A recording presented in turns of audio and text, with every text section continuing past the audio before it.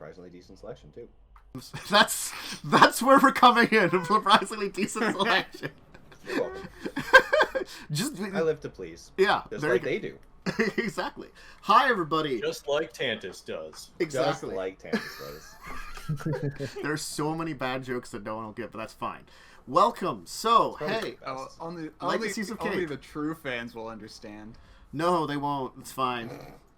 No, Vampire the only Masquerade. fans will understand. Only fans.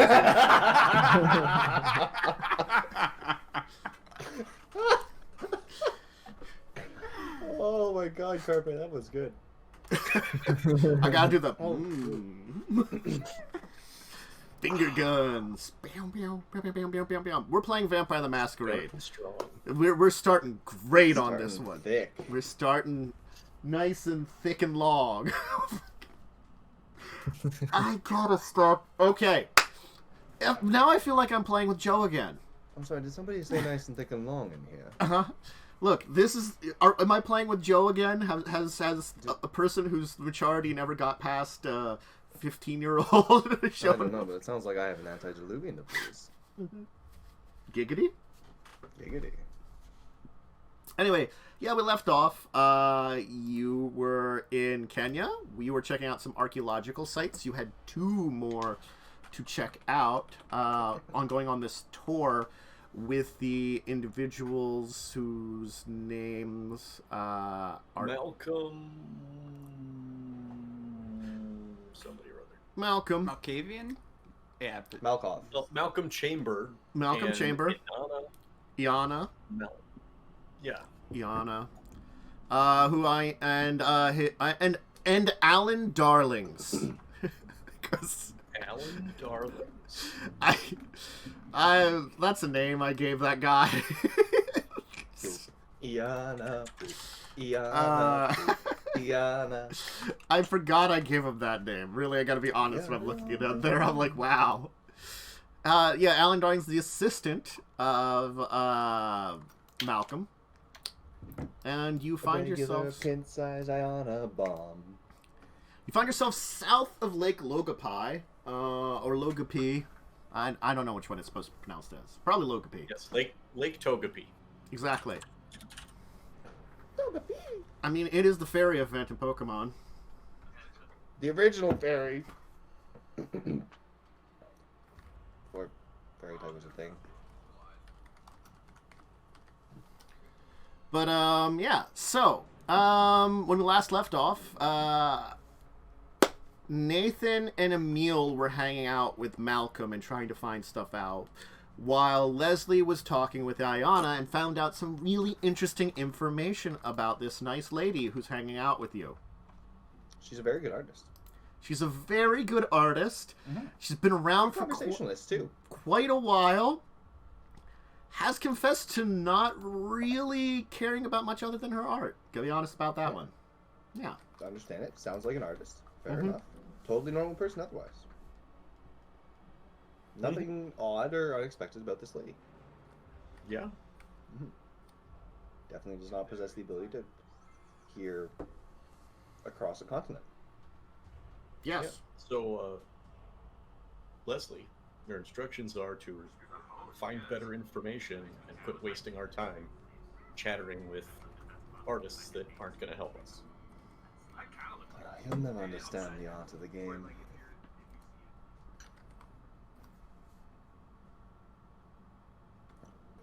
Also, I did, at the end of the session, talk to Maquette. No, you hadn't got a chance to. Well, no, I talked to him, he's like, come back and talk to me again at the last dig site, remember? Oh, yeah. You said some things, and that's the words you got. It wasn't really a response, it was, come back to the last dig site and chat with me. Just a reminder. I had, yes, true. So yeah, that's kind of where we've left off in this case. So, the next dig site you were heading to is to Lake Logapi itself. The acrid Alkali Lake? Alkali Lake, that's the way to put it. And to an area off of it where I guess the old lake had, the old connections with Lake Turkana had changed with geological events. and volcanoes.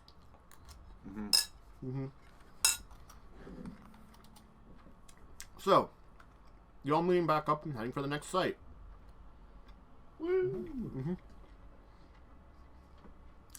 And, it'll be about another half an hour heading north. You'll actually kind of skirt along the lake, seeing that it is indeed, like, it's a lake. It's probably got an unusual color to it. I'm going to assume a little bit of one. I want to check that to make sure. Oh, yeah, it kind of looks like it's got unusual color. Now I'm curious. It's kind of bluish, but it's got, like, coloring in the, like, edges and stuff from the chemicals and things. Okay, preemptively, I admit that I'm an idiot. What was the name of the lake again? Logapi. Logapi. I definitely did not Google Lake Togepi.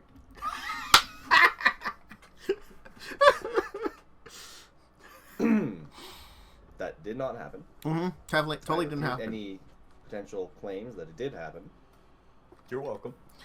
It's a saline alkaline lake, so it probably doesn't have, like, a huge amount of really terrible colors, but apparently, like, it... So, you know, it looks as though it's, like... one of those lakes you can, like, float on because of the salt. Yes. So, apparently flamingos like it, though, because they just probably are eating the shrimp. Shrimp. There's a ton of flamingos in these pictures. Yes. I also have no idea what this man is looking for here. There is nothing here. It is just flat landscape. Archaeological stuff. Weird archaeologist. Yes. Well, I mean, if you were an archaeologist, you might be weird too. Thank you very much. Archaeologist? Archaeologist. Yeah. So you've arrived at the area around Lake Logapi, and you will actually go by what appears to be a abandoned kind of fishing area off to the side of it. Like you meant, it was mentioned that it was there. You'll kind of just skirt by it and actually keep going, because that does seem to have a little bit more of a modern context, that portion of everything. You'll continue going and head a little farther to the north and arrive at a little area that is kind of like another, kind of like a rocky, not outcropping, because it's bigger than outcropping. Hill? Mound? Rocky mound? We'll go for mound. Mound is the word I want to use, I guess. It's studying modern day English of describing like a large chunk of rock that sticks out of the ground, but it isn't quite small, but isn't quite mountainous. Chunk. My lovely lakey mounds. Yeah. So, you'll park near the rocky chunk, and, once again, Malcolm will get out and to investigate.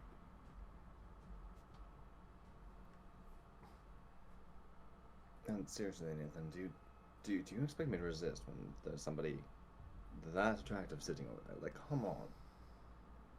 That other man is so boring.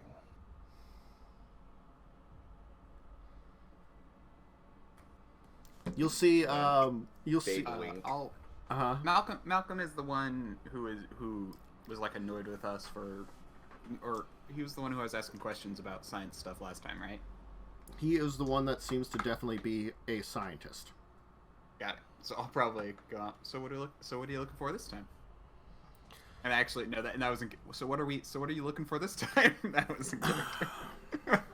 This area, as you can see, there's the area around Lake Logapi tends to be a little flat up until you get into these mountainous ranges to the north here, which is volcanic. This volcanic region is relatively new geologically, meaning that a lot of this area here would have been much lower on, and the lake initially did connect with Lake Turkana. They've been separated by this recent geological event that has caused it to become separated and become two separate lakes. This area had its share of fishing back in the day when it was one lake. Lake Turkana still supports some fishing. Lake Logopi has become sailing. Not that there isn't things that live there, but it has changed in its nature a lot more than it used to be. I see.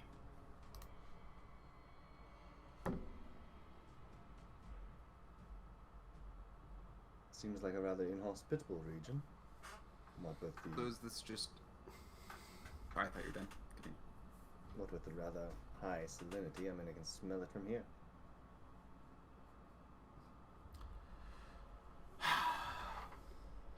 I don't know much about the entire salinity of it. I know from a survey the current lake is only at most about 5 meters deep, the deepest point of it. And it still takes up a, 5, 6 by 3 kilometer region. Large and shallow. If it wasn't for it... Go ahead. Impressive that it stayed around so long being such a shallow lake. The natural area means that when it does rain, it does manage to fill it. Just enough to replace what is generally due. Whether or not it is disappearing, that's something I can't say. Is your assistant using a leaf blower over there? No, it's just a fan cooling the computer. I mean, Don't perhaps mind you me, should let me speak to take one of out... my two companions here. They're rather skilled with computers. They might be able to help you. You'll see Alan take out like what looks like a hair tie. His long flowing locks will kind of go into this wind then. As it'll be like, this Alan, beautiful that's man. how you get hair in your computer. And now we know why Iana really wanted to come along.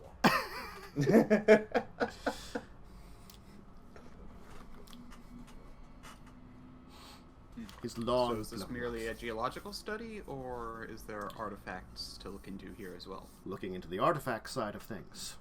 There's been fishing in this area for generations. It is one of the main sources of water in the region.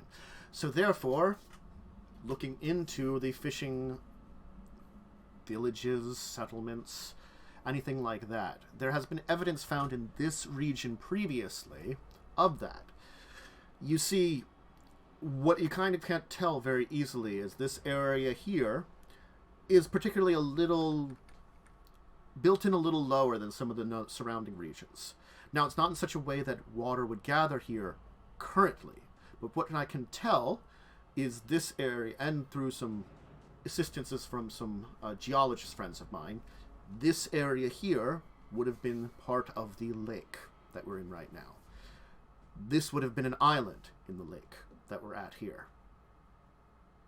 Now, in some of the lakes in Lake Turkana, we have discovered artifacts on those lakes. This area here, we similarly found a few artifacts at this rock outcropping here. Now, my current survey is looking into... I want to try to get some measurements to see how the distance is here and how useful it would have been to the kind of stops along the journey that I'm looking into. Interesting. The evidence that's been collected here as of past has not been enough to say anything for my theories one way or the other, but that's why I'm taking a survey here and at one of the lakes in Lake Turkana, which we'll be ending up at. The idea will be to let's see if we can find any artifacts right now and see if we can compare this site here to the one site there and gain some information on the comparisons. Got it. Well, is there anything we can help you with here, or should I just get out of your way and let you do what you do? If you wish to assist Alan in his surveying equipment, if you have skilled in getting surveys of an area, I need to know the distance that the impression is here. How close was this island? Was it an island near the shoreline? Was it one far from the shoreline? Access is an important part of this when we're looking into it. I suppose I can see what I can do to help him. Excellent. All right, he'll go back to his work. Of course, Alan will be doing his job. He's going to set up like another... He's going to pick up the... whatever the heck the survey tool is called. My brain just does not want me to know what the heck it is called off the top of my head. Survey tool for... Like, looking Geology. at distance and, like, you know, seeing flatness and, like, surveying a land or something, you know. Telescope? No. No, it's a... Periscope? It's a land surveyor's tool. I know what the thing looks like. I just can't remember its name. Give me a second. It's a total station. Or a theodolite. Okay. Oh, those things. Oh, yeah, theodolite. Yeah, you're right. Okay. So yeah, he's going to be working on his he's going to be using his theodolite and, you know, surveying the area, getting some information. While Malcolm is actually going to be heading into the rock outcropping and, like, checking some stuff out from there. Looks like he's going to climb up it a little bit and get, like, a little bit of a view.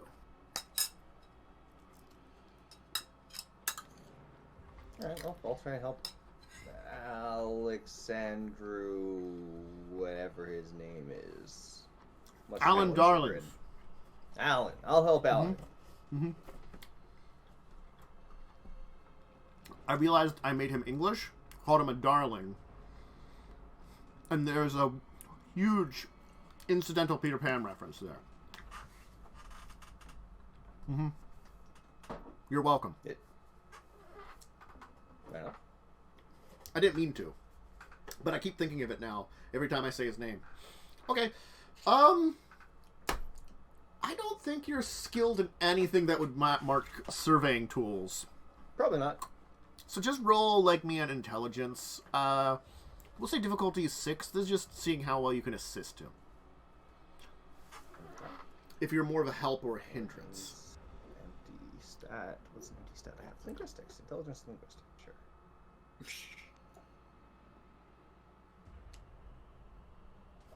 There is an error with your formula. Please try again. Okay. The formula is wrong. Submit. There it goes. You are not helpful, but at least you're not hindering. I'll take that. Mm-hmm. Anybody else doing anything? I'm gonna sit back and survey and just watch what everyone's doing. Who knows? Maybe I'll spot someone doing something slightly supernatural. Ah. They're probably more careful than that, though. But maybe. If Samuel's not busy with anything and wants to do something else, I'm gonna see if he can look into Iana and see what's the deal with her. What's she known for? I'll look her up. Yeah, Yeah. I'll do some quick research. Okay. Sure. You can do some basic research. From what you can tell, Iana has been around for a couple of decades at very least. When exactly she started doing art, hard to say, but the first pieces, which seem to be majorly out there in the world, seem to have been there. She seems to be Greek, or at least she's living in Greece right now. Again, her exact origins are really kind of a mystery. Like, it's that one thing that, like, maybe less that she doesn't have a paper trail, and maybe it is there's no paper trail. You know, maybe there is none. But regardless if there is or not, it's sort of like she shows up in Athens as a struggling artist, or seemingly struggling artist, and one of her first pieces that's known gets sold for a lot because apparently it's really great. Whether or not there was art before then, anything like that, hard to say. And this is back in like the mid 90s. This occurred. It's like around 96, and it's this piece that was it was carved out of stone, and it appears to depict a wolf jumping on top of a large flower. So it's like this giant detailed flower as the base, which was very pretty in itself, and then carved out of it like this wolf jumping into it. So it's like the paws are landing on the flower from the front, so it's like kind of landing down. And the animal looks very well detailed, very well carved. Probably took a long time to carve. Again, modern carving tools probably speed things up for artists anyway nowadays than they would have done in the old days. This sounds like a RimWorld art description. No. If it was RimWorld art description, I would include one of the player characters doing something else at the same time. Yeah, in the background. In the background, like it's while Malcolm sits on in the background and watches sitting on top of a toadstool. This piece involves a lovely, wonderfully carved wolf landing on top of a flower, while in the background, Malcolm is throwing up after eating a food-poisoned meal. Yeah. RimWorld is really weirdly descriptive art. I'm like This piece is to commemorate Malcolm's throwing up after having food poisoning. Anyway, so yes, that was like the first piece. It seems that sculpting is her main forte, though it looks like she has had some fortes into other forms of art. Definitely. Her medium seems to actually vary. She's got a couple of wooden sculptures that have been out there, wood carving, which is a completely different art style, which actually end up looking pretty good too. Main is like stone, which she's carved out of just like a good I think limestone's a good stone to carve. I think that's me not knowing which is a good stone to carve. You know. I'm going to say limestone. I might be wrong, but also marble, and she has one piece which is particularly like maybe chair-sized, which it was a solid chunk of obsidian, which was very hard to carve, and it does actually have very sharp angles to the piece too. I will say you got either lucky or had something remembering in your brain. Limestone is a very good one to carve. It's a soft stone. Because part of me wanted to say at first sandstone, but I'm like, sandstone's a little crumbly. That's one that's... Well, Yeah, sandstone's... You're actually right on both of those. Limestone and sandstone are both very commonly used carving stones because they're very soft. Yeah. Yep. I thought that... Is it like structure carving or personal, like... Sculpting. No, carving? for art. For art, Yeah. for art. But I thought that sandstone was a little less liked because it was a little bit more... It depends on the type of sandstone. Sandstone is a very broad category. That's true. But anyway, so yeah. So it looks like she usually puts out a couple of pieces a year at this point in time. Again, mostly statues and various types of stone mediums, sometimes out of other stuff. It seems as though it's like usually like a couple of solid pieces and then at least one experimental piece a year. And these are the big sellers. Whether or not she does other stuff, that's what she tends to seem to be selling. Like 3 pieces a year. And they sell for Are quite there a any bit. pictures of her from her earlier years? Sure. I mean, it's not a great picture. There's one. She looks pretty much the same. Again, like, it's been maybe 20, 25 years. You're looking at her up close, and the picture was not a great one from back then. The oldest picture you can find is from about a decade ago, and she looks like she was dressed up for some form of event that she was attending. So, like, you know, big, nice dress, makeup, and stuff. Neat. One of the things you will note is that she does have a basement, like apartment kind of place, or a studio apartment.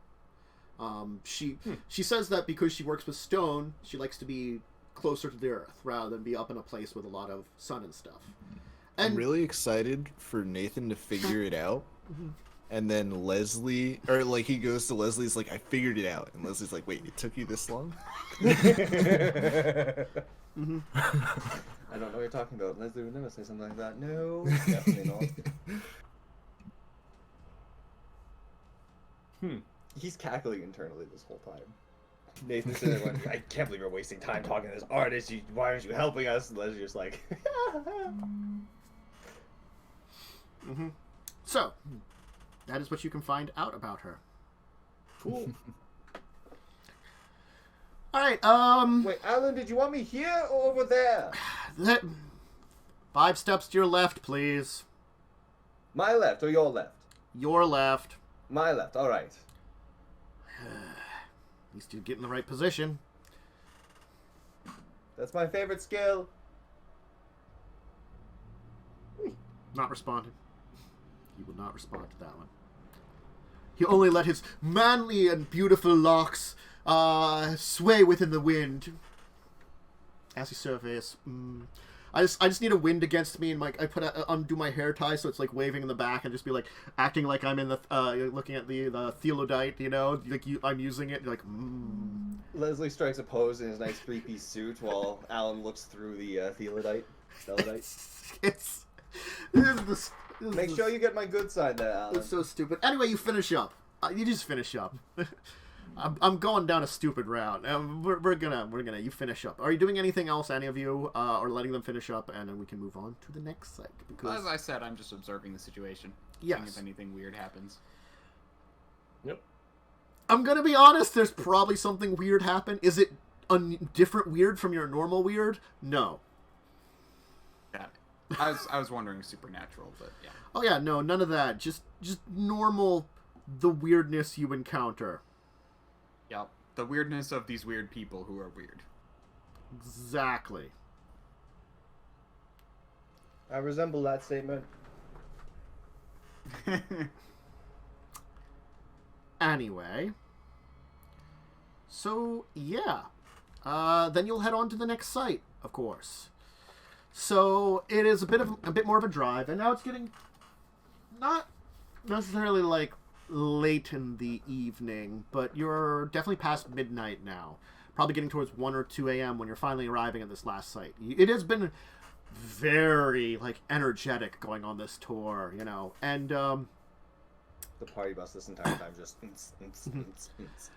there'll be a kind of, like a speedboat there, and Alan will be kind of turned towards you, like, I have to head across to the island. Alan will be coming with me. I don't know if... Ayana, do you want to come? I'll think about it. The rest of you, it's up to you if you want to come along. This is the last site that I'm going to. Again... Trip on a boat? I'd love to. Excellent. Anybody else? Sure. Yeah, why not? Certainly. Alright, everyone pile into the clown boat. I guess I can come along then. If everybody else is coming here. I mean, She wants to hang out with you, Leslie. I It'd be a nudge him shame with not to my have a elbow. wonderful company along with us.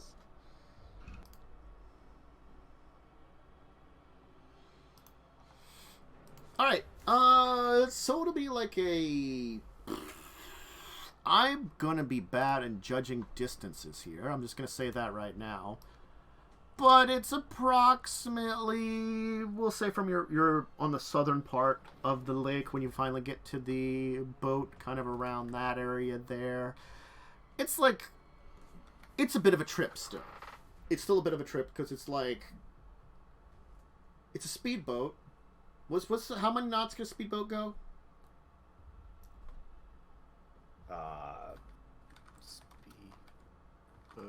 Speed. I guess Modern day like 20 to speedboats travel 30? at around 100 miles per hour. It doesn't need to go that fast. It'll be a little bit of time. I'm gonna say a high-speed motorboat is like 70 knots. Okay. It's about like 7 miles to where you're going. So, I mean, it's not I'm trying to judge time. Maybe half an hour at most. 15 minutes to a half an hour. Somewhere in between there, I'd judge. Because I'm guessing they're probably not going to super speed on a lake that I'm gonna guess, if I look up Lake Turkana animals, it may or may not have horrible creatures that would want to devour you if you're mortal. Lake Turkana wildlife. Does it have crocodilians? Huh.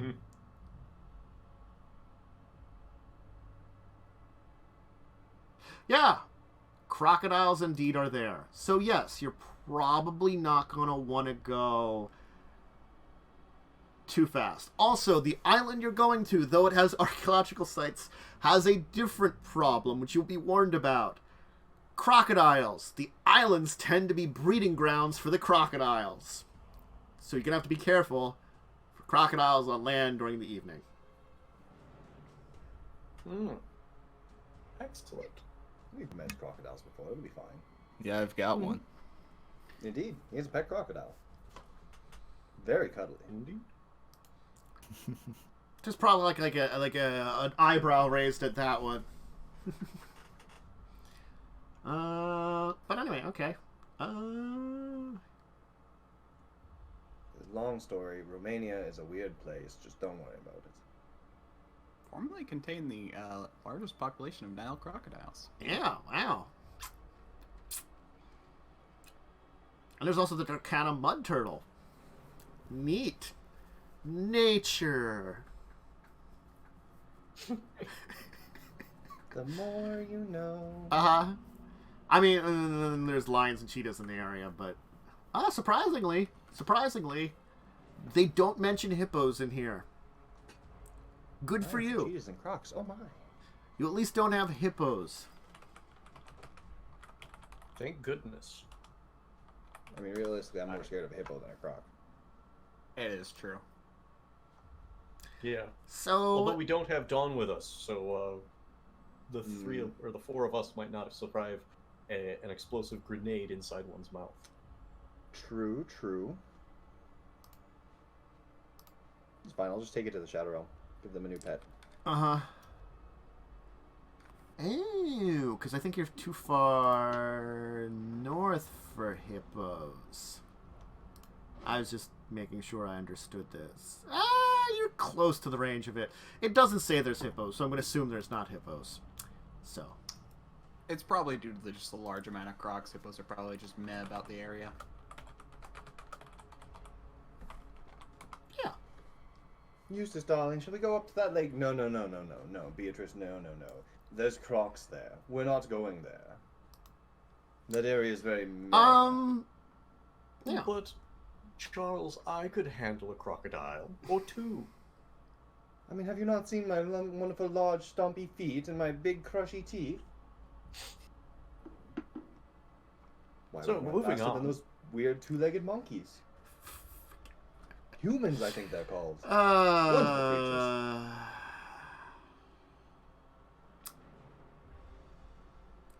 Oh, no, apparently there are hippos in there. I looked up a thing from 2018. So there's hippos too. There you go. Anyway, you'll arrive at the island, which is, I can give you the name of it, the Turkana South Island, which is technically Wildlife Park, which you'll also be, Malcolm will kind of turn towards you. This is technically Parkland's South Island National Park. We have permission to go here because I have permission to go here for an archaeological survey. That means you still have to avoid bothering the local wildlife. So if you do see a crocodile, or if you get lucky and see a hippo, don't bother with it. Believe me, I have no intention. Hippos are dangerous predators. I can be very unobtrusive. Excellent. And animals tend not to bother me. Okay. So, you'll disembark, and of course, he'll start by kind of like, it looks like he's going to climb one of the local, like, because it's again, like, it's kind of like a hilly, mountainy kind of raised up island. He's actually been climbing up into it. Ayana's gonna kind of like everybody's actually gonna kind of follow. Like Charles gonna pick up. Ayana's just gonna kind of go along for now. Looking like she's not. Charles is here. Not Charles. Alan. Alan. Damn it! I don't. I'm so bad sometimes with remembering names. If only Charles were here, he could have an accident. Charles, you should go check out those hippos. I hear they're wonderful creatures. They really like hugs. Very friendly. So anyway, everybody follows Malcolm. Yes. Leslie subtly, not so subtly, hanging around Ayana. Mm-hmm.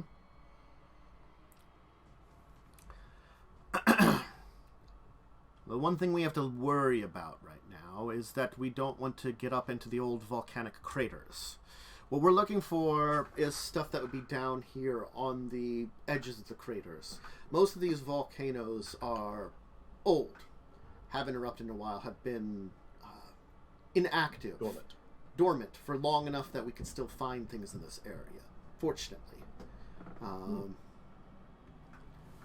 As you can see, like, it looks as though the island has, like, what looks to be maybe, like, 3 crater shapes. It's hard to say if those are, like, 3 volcanoes, or it's one volcano that erupted in 3 different spaces at different time periods.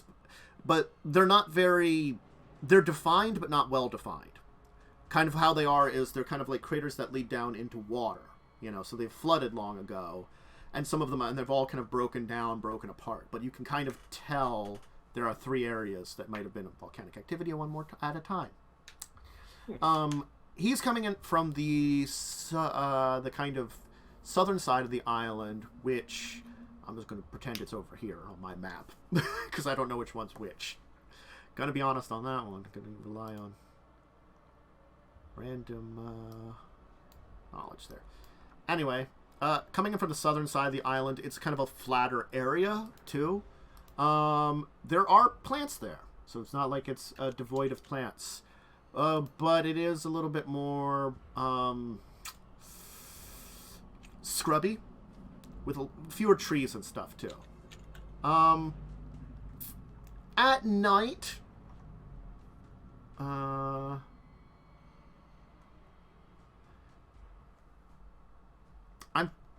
fairly certain if you hadn't censored yourself, it would have been allowed. That's so funny. I looked at that and I'm like, I'm fairly certain. Oh boy. Oh boy. Nightbot, you struck again. Yep, you're right. Mm-hmm. Oh no, it was its own no. thing. It was its own thing, apparently. No. The plural was its own thing. Ah.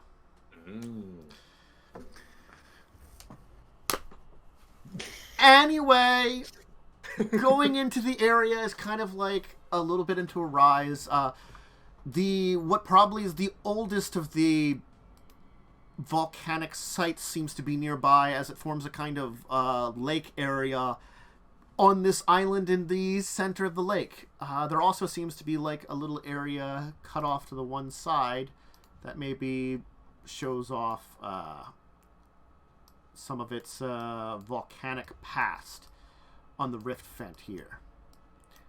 Anyway, Lake Turkana, you're checking it out. I mean, Turkana South Island, or South Island National Park as it is. What are a lot of you doing? Just following along for now? Yeah, pretty much. You'll get about halfway up, like, the gradient.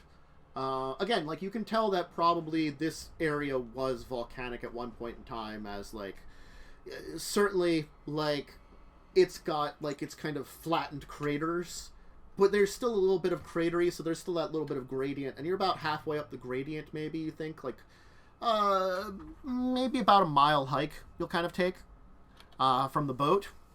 And then it looks like Malcolm will kind of stop and start chatting with Alan.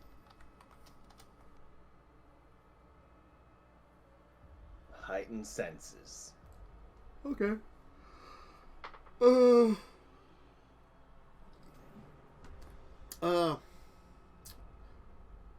you think there's a good enough spot for this survey? I also want to check out the old site. It's marked here on the map. That's from, what, the 1920s? Maybe. The map isn't very exact, sir. I don't know if we'd find it. We can try taking a look around for it, but I don't know. I could try giving the survey if you want to look around for that. This looks like a decent enough spot. Certainly the gradient is certainly correct for what we were thinking. But I don't know. The more I look at this island, the more I have doubts it's useful in our research. We can at least take a look, and you can see if you can find anything in the old archaeological site. Alright, I'll take a look around for that. You start surveying. Stay around in this area. Keep your light on. We should be far enough from water's edge. We shouldn't have to worry about any major animals. I'm going to go start looking around for... Well, I'm looking into some more research on an archaeological site. We have records of it from about a century ago. I'm going to try to see if I can confirm the information on that. A lot of you can stay here with Alan, or follow me, whatever you want to do. Follow me, though, it's more of a hike. Some cardio never hurt anybody. I'd love to join. Love me some hikes. Okay? Y'all take a hike. Well, I'll just stay here for now with Alan.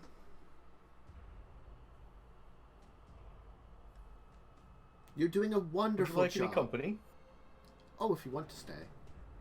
I'm entirely up to you. It was given the option of both of us. As for myself, I'm just going to enjoy this nice wildlife. It's so green and brown. Any particular color striking your artistic fancy here? No. Shame. Anyway, let's get moving. I want to get this done before it gets too late. I do have to get back to the capital before the end of the evening, hopefully. All right, so let's have you know what? Let's hit our break here. We're about an hour in.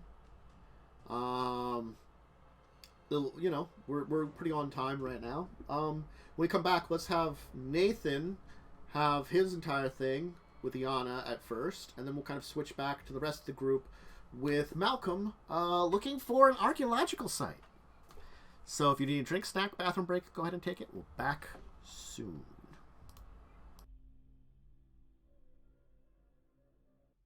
Yub, jerper, blooper, fluker, dooba-dooba-dooba-dooba-doo. We're back. I'll make some funny noises and have us return to our amazing adventures. So welcome back, everybody. All right. Nathan, you're hanging out with Alan and Iana. Iana is certainly just... Hi, Damien. Hanging out, meow, as like a lion shows up and tries to eat you all or something. I don't know. Meow. No, not So really. we're just hanging me out. Yeah, you're just hanging me out.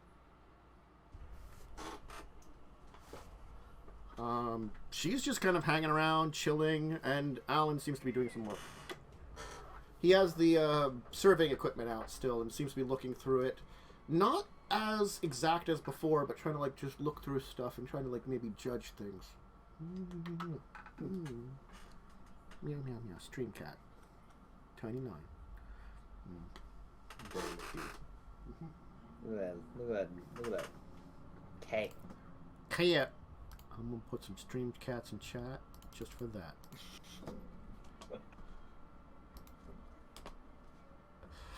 I hope you don't mind the imposition. But you're a well-known artist, I believe? Some are mainly cute. for Cer- mainly for sculpture, but I've heard you dabble in other elements. Well, a girl can experiment. Certainly. I've had my eye on a certain piece, and it's been very difficult to track down, and I wonder if you might have any knowledge of the Black Heart. The name off the top of my head doesn't sound familiar, but that doesn't mean necessarily that I haven't seen it in my days as an artist or in the art world. Granted, Hmm. since I started gaining some fame, it has been a lot harder to enjoy art. Most of the time, it's either working on your pieces or perhaps looking for a little bit of inspiration in the world. Small vacations like this one.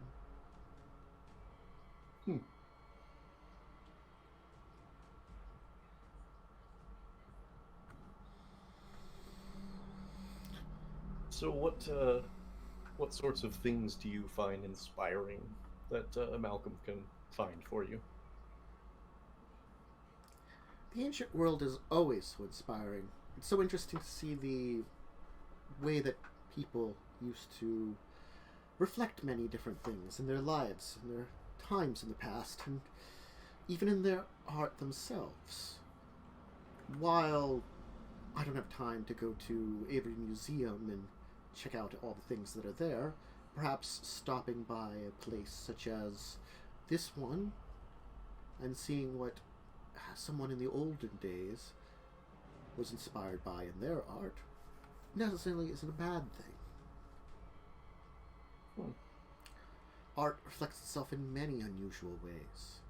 Architecture, sculptures, painting, even the paints that someone would put on the walls of whatever building they live in can be an inspiration.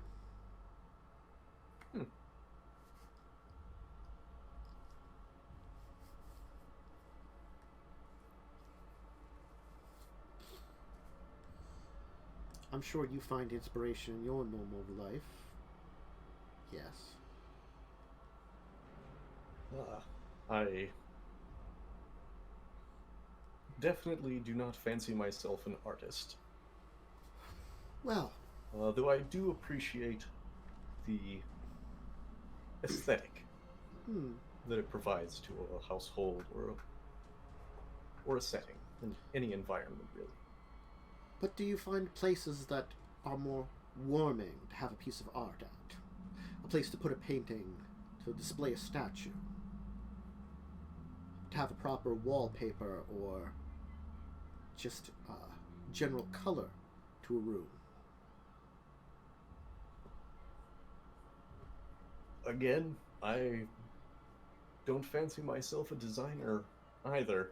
I am much more inspired by function rather than aesthetic, though I can enjoy pieces when they are present. Well, I was going to say that an artist takes many forms, those that make the art, and those that use the art too.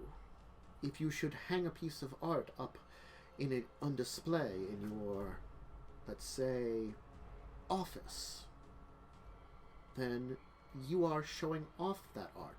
You did not create that art originally, but what you're doing is using that art to create a new type of art. Even the display of a piece of art is, in a way, art.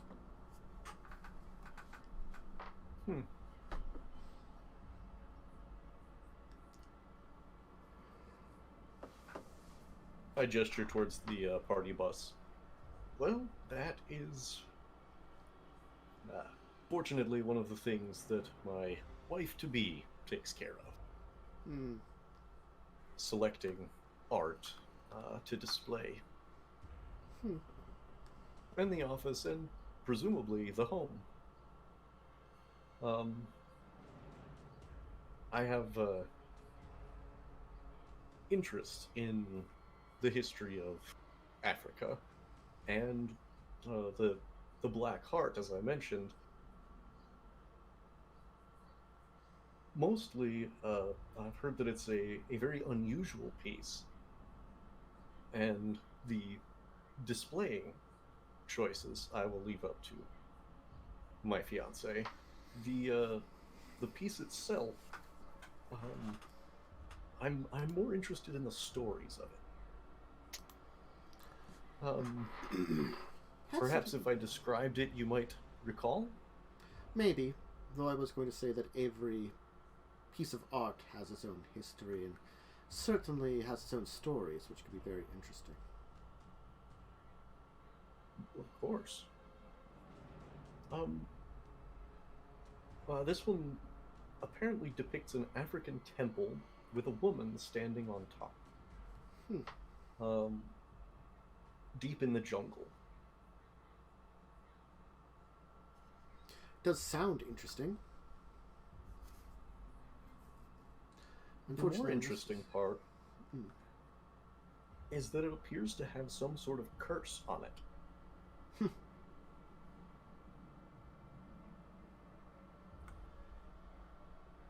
That just seems, well, unfortunately silly. Indeed. Cursed art, really. Sounds like superstitious nonsense. I would tend to agree. However, the entire family that first owned it encountered a series of unfortunate events. Not the book series, of course. The last member of the family died during the Revolutionary War. He was flung from his horse and then impaled on the bayonet of one of his men before the battle even started.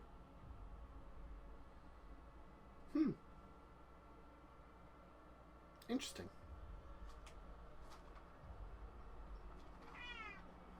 Meow. Hi, Damien. Welcome back. I was having a nice well, cat.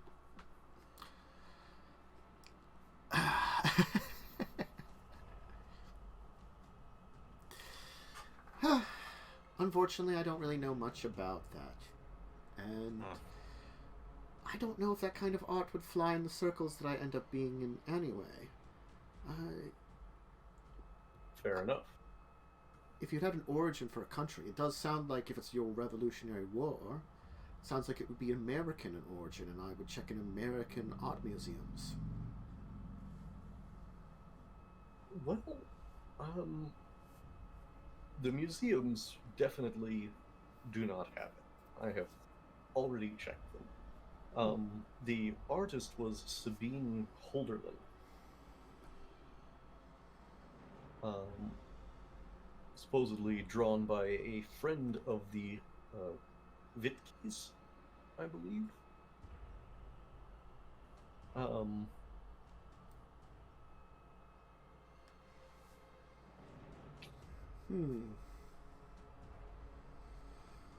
The Sabine name sounds familiar. I may have seen a piece of hers at some point in time, but no, to remember exactly everything that she's made, no.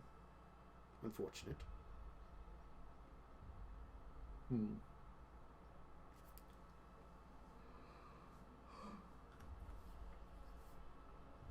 A pity. Sorry I can't help you. That's all right. Merely passing some time with discussion. Did you enjoy your conversation with Leslie? You've got quite an interesting friend. I'm sure you're just as interesting as he is, yes?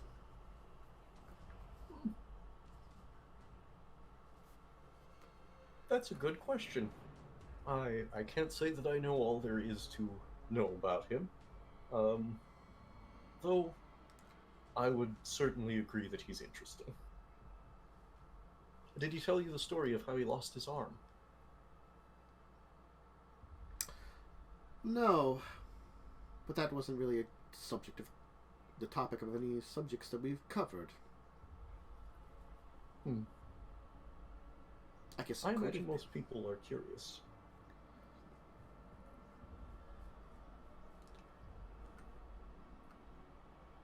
Sorry, I didn't mean to interrupt. been. Oh no, it's fine. It's just the subject of limbs is such a interesting subject to be bringing up. Why do you say that? Well, I mean, isn't there something about this place which is, in a way, magical? It's a land that people supposedly first walked upright. That And is indeed my my interest in it. Hmm. Well,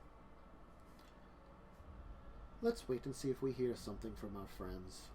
Or if something, if we're needed, maybe then we can go join them. What do you think, Alan? Do you think you'll be done soon? Still working here?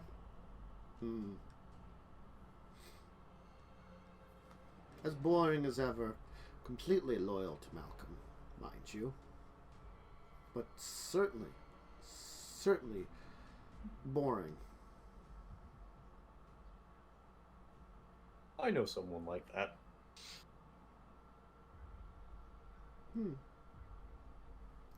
Alright, we switch back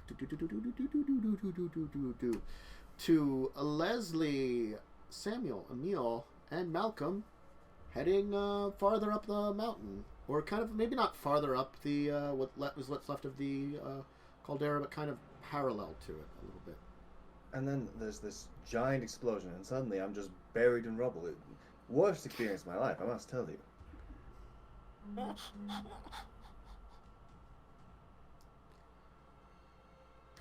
What were you And that's how I saying? lost my Something? arm. Ah. So you exploded and lost your arm. Indeed. See, nothing here.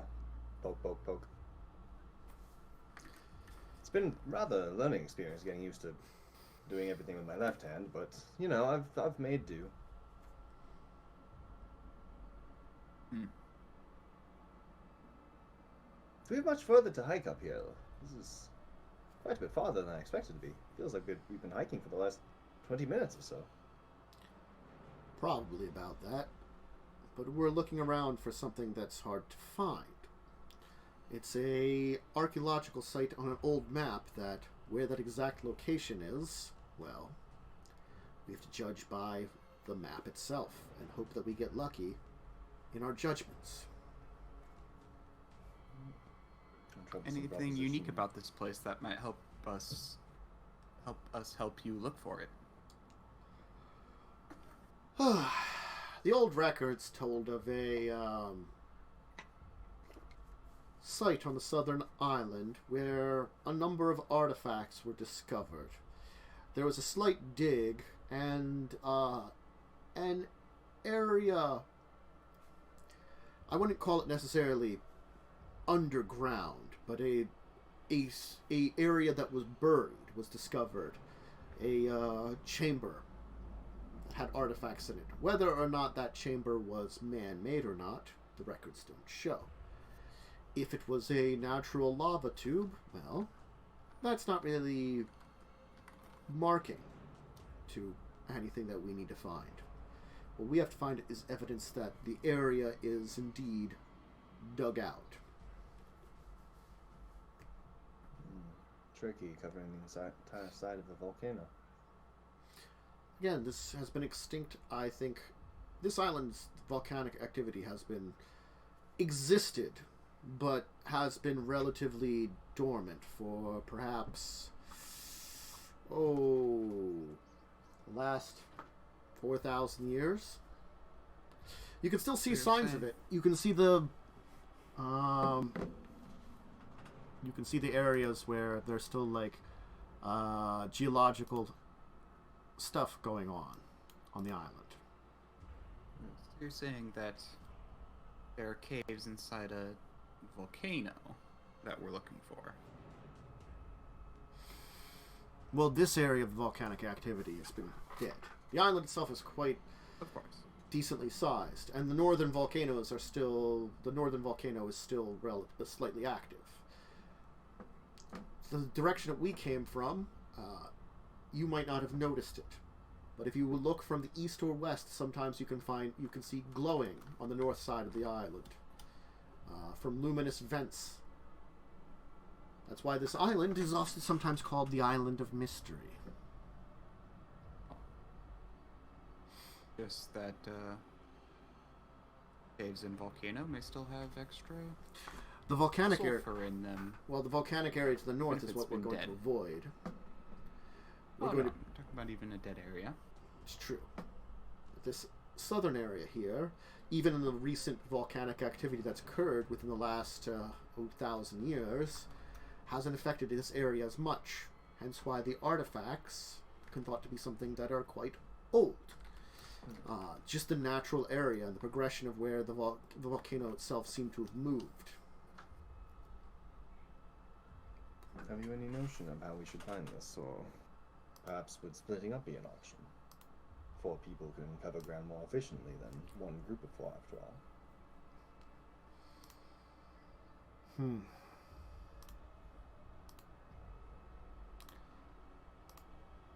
There's a lot to look into. We're in a situation that is both relatively safe and dangerous. Again, the island itself still has some danger to it. Fortunately, we are, if let's say a volcanic activity was to happen now, we are still probably not safe. But the volcano hasn't been active in a huge way, and we are approximately a few miles away, probably 2-3 miles away from where the center of the volcanic activity would be. Would that protect us? Well, not if there was a massive blowout, but that's fairly uncommon for volcanoes.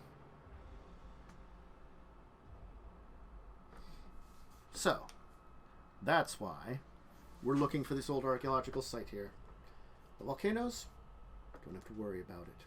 But everything else, well, fortunately in this area we don't necessarily have to worry about we're deep enough in that we don't have to worry about the crocodiles. Or the hippos. Terrifying beasts they are.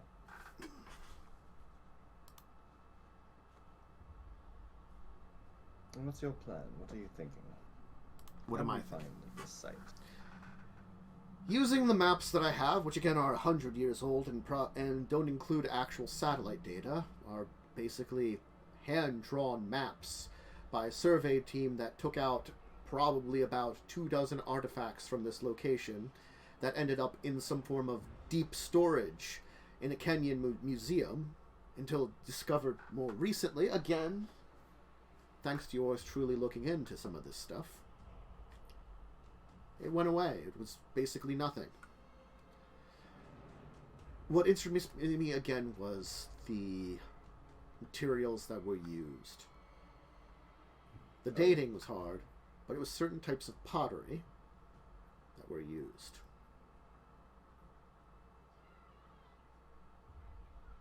And what impact has that? Well, again, my theory was working off of them. Looking into this entire region and seeing about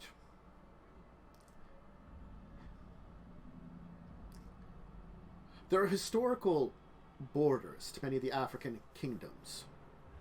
They also had areas of influence. I'm looking into where these things may have extended to, and if they go beyond what we normally think.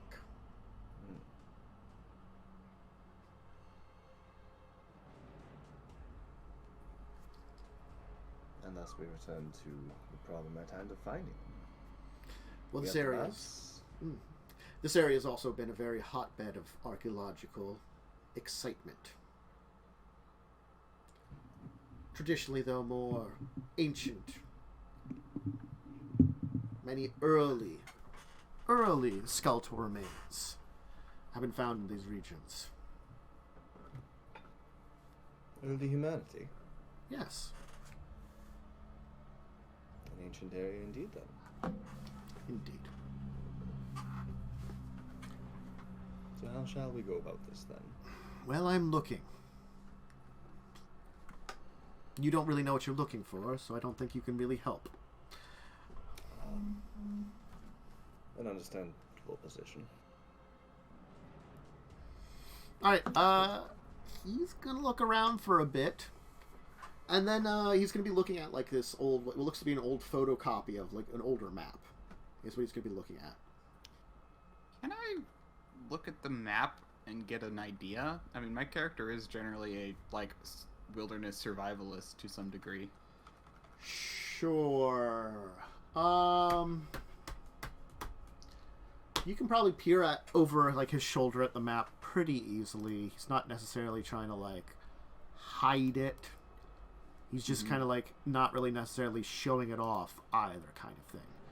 If you want to give me I'll say, roll me a wit survival, difficulty 9. You're not really getting a direct read of it, and also it's an old map, and the old map doesn't have necessarily a lot of details, but maybe you can glean something from it using your, like, survival wilderness knowledge. One success. All right. Certainly, you are in the correct area. It seems as though the general idea is to be within a certain area, but you're kind of like take a look around, and you can see that like you can see that he's like looking in similar areas. The two of you are kind of surveying around an area that you think it's in. The thing is, it's like it has been a century, so markers as to where they would have dug, kind of hard to find. You know, this is a kind of like scrubby brush area with kind of rocks, debris, small like rock outcroppings here and there, things like that, occasional trees. The environment is definitely like a hostile environment. You know, it's not one that really pertains to finding a lot of stuff very easily, unfortunately. So if there was an old dig site, could I attempt to search for the smell of rust? Sure. I mean, people tend to leave stuff behind. Mm-hmm. It'd be hard to pick up over the sulfur, but Probably. Again, like, you're probably far. You're probably, yes, you probably still have a sulfurous smell. I gotta be honest. It's probably not gonna be as bad as is a couple miles to the north in the island. But since there's like glowy bits and probably like hot springy areas, you know, or you know, in the area, you'll probably definitely have sulfur. Yeah, I guess perception, alertness. I'm gonna have to go. Oh God, I'm gonna have to go difficulty 10 on this one. We're gonna go all the way, just because with the sulfurous smell, that's gonna interfere with your ability to see it definitely, and it's not really necessarily like an easy. Yeah, it's not an easy smell to detect anyway. You know, even with your that height might be senses. like our first or second difficulty 10 in this entire campaign. Yeah, like I think like if it wasn't for the like you pick up on smells, but you can't determine what would be rust and what would be sulfur. So and there's and it's around the area. So it's like unfortunate. Like yes, there's probably something here. Where it is, you cannot locate it. Okay. Oh wait, what am I doing? I'm a derp. That should be difficulty. That should be difficulty 8 because it's acute sense. All rolls involving smell are reduced by 2. Of course. So okay. So yes. So like again, you're probably not going to delineate very well between things. I'm going to be honest about that. But what you are going to do is you're going to be able to tell like certainly most of the sulfurous kind of smells seem to be coming from the north.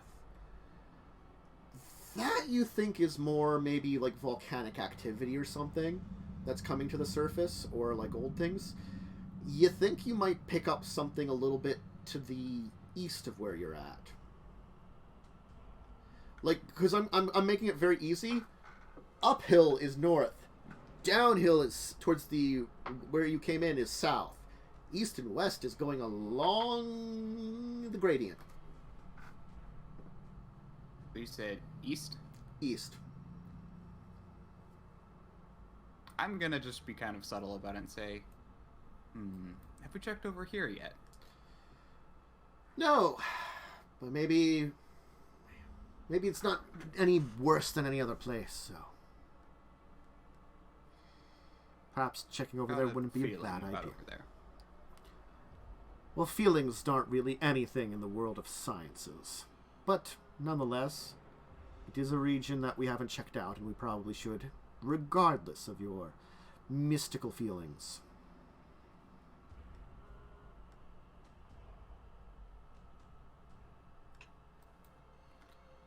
So, let's go.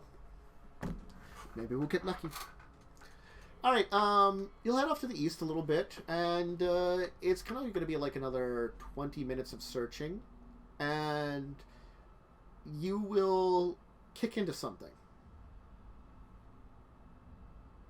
Okay. It made like a weird noise. Like, it might have been just like a rock, but it made a noise when the rock moved.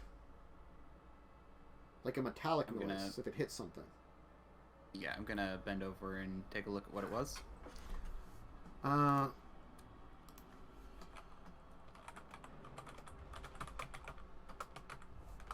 You are going to see that there is what looks to be an old can buried in the dirt and rock. Found something. Might be a clue as to where people might have been before. Let's take a look. It certainly is garbage. He's going to investigate it for a while.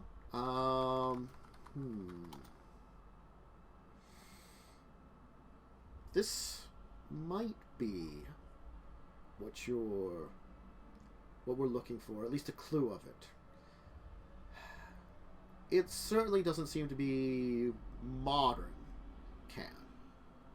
That's a good sign. It's certainly garbage, but since tin cans are hundreds of years old, it doesn't really help us to see the era that this can was laid here. Granted, it's the first sign of anything in this area that since two people have been doing work or been in this area. Everyone, spread out and take a look. As you wish. Make a perception. You can either go alertness or survival, depending on how you want to go about it. Alertness if you're just going to try to take a look around for anything. Survival if you're going to kind of get down in the dirt and try to look for evidence of stuff that might be kind of in the junk around. Difficulty 6? We'll just keep it with let's say difficulty 8 for this one. And this is visual based, also I'm noting. Yeah, I know. Yeah. And what was the potential roll that you said? Perception alertness or perception survival. Okay. And you're saying difficulty 8? Yeah. Will heightened senses decrease the difficulty by a number equal to the character's Auspex rating? They technically would in this case, because the heightened senses would also give you heightened vision. Oh, perception alertness, difficulty 6. Mm-hmm. No. Okay. Samuel, are you checking out, or are you just kind of vibing? Yeah, I was just trying to figure out if my survival's good. I said don't know. alertness. I mean, I've been trying my best to get Oh, this I guy think my to show. alertness is better. I've been trying my best to get this guy to show any emotion other than disdain. Aw, but he has such disdain for you. How will he not show disdain because he's filled with disdain? Oh no. All right, so yeah, the only one that really ends up noticing anything is, of course, Emil. A lot of you kind of look around. You're not finding anything. Emil, you're actually going to find something. You're going to find what looks to be a rusty hatchet. More tools. All right, you kind of show it off. It looks to be more traditional, tribal. Probably something that was acquired and used probably to take down brush around here and clear it. The only unfortunate thing about this piece of little bit of history is that, again, anybody could have necessarily left it. Let me take a look around here. Maybe you've gotten lucky and found something that's not just detritus left behind by someone at some point in time. I'm just going to roll a dice here. I was going to roll one die. Okay. Alright, he'll look around for a while, and then he'll kind of point out, here we go. Look. Right here. This area here also has a little bit of something a little bit more unique that stands out.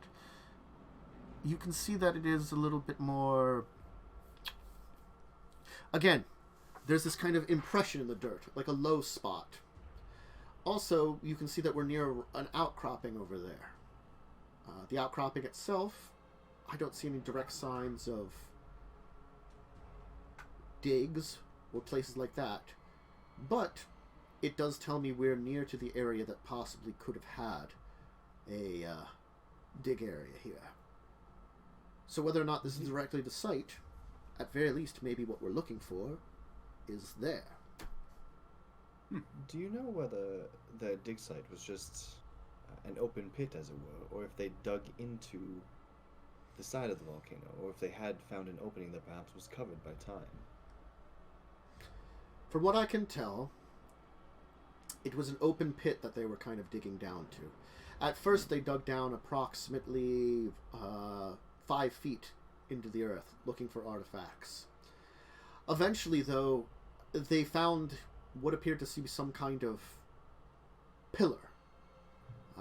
One of stone that seemed to have signs of carving on it. Whether or not complex carving, mind you, but tool marks. It was thought that that pillar of stone had been lifted up to be supportive of like a structure or building on the surface. That's at least what seems to be the idea according to the notes. They dug down to the bottom of the pillar because it was still standing upright. It seems as though it had just been buried in volcanic ash during a event at one point in time, and partially buried in dirt. So time sunk it into the earth, and volcanic activity sunk it the rest of the way.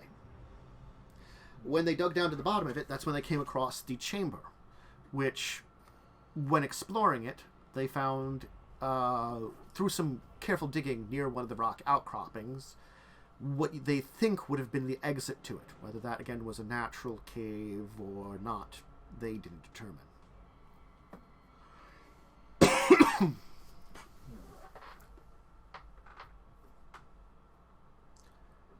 much not a lot to go off of then. At least we know we're in the right area, I suppose. Well, it was also the fact that they buried all their stuff again. Was it foolish? They reburied it. I had assumed they took the pillar with them or something. No, the pillar was too large to transport at the time, so they just covered it back up and hoped to return. The unfortunate thing that happened was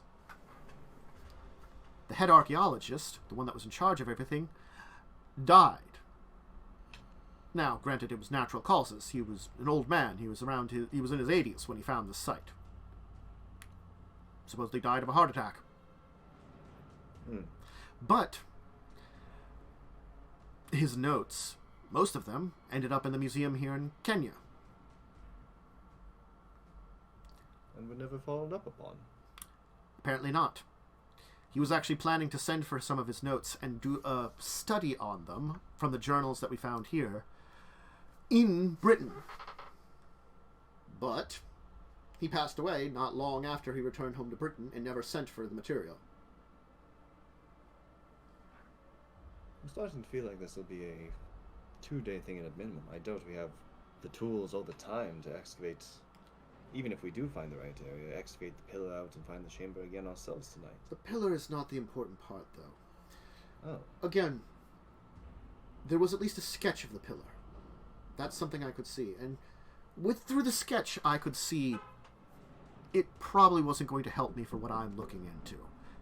Granted, a full expedition excavation of this area would probably be helpful, along with some of the other areas we've been to.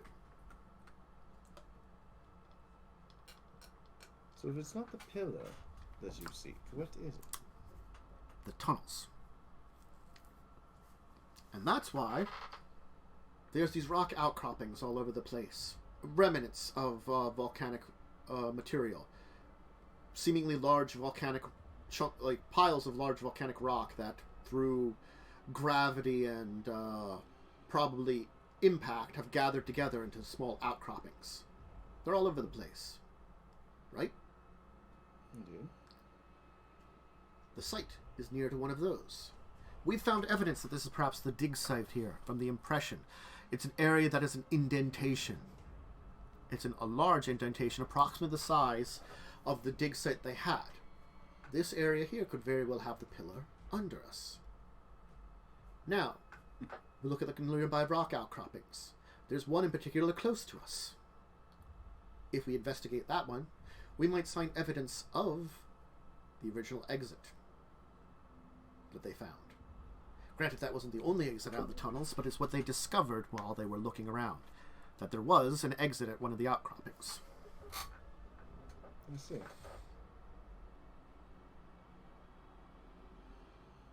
Well, if you don't mind, I need a short moment to use the boys' room if you Alright. understand. I'm going to head for the outcroppings and take a look there. See if that's the correct one. He's going to walk off.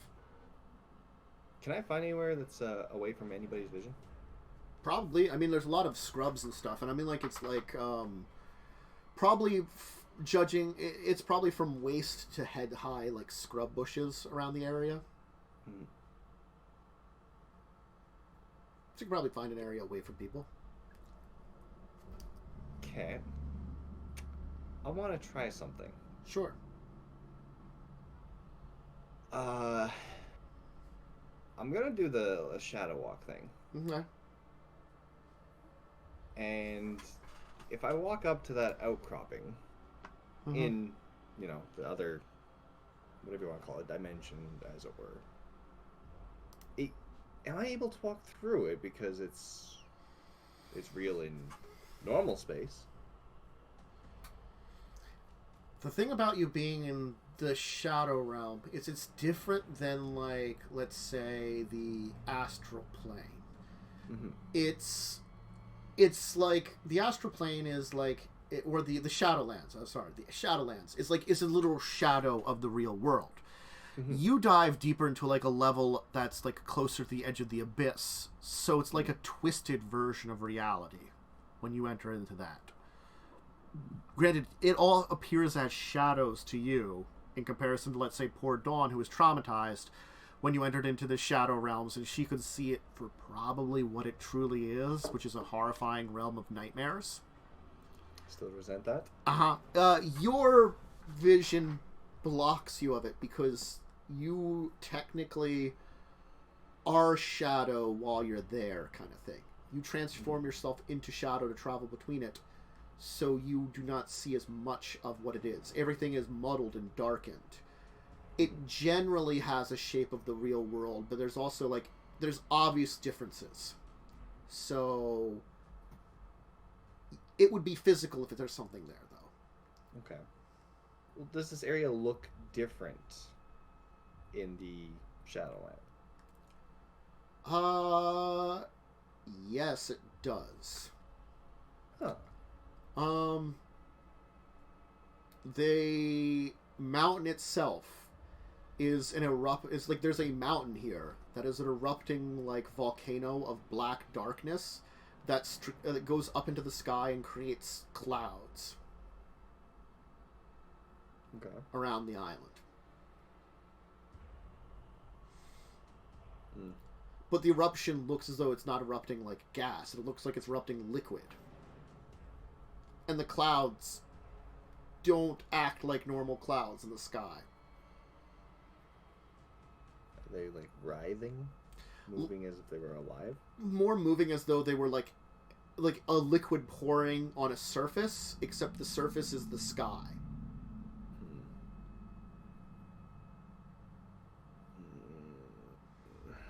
Alright, I'm just gonna go back to where I entered and step back out. And catch up. Okay. Give me a perception and awareness. Alertness? Awareness.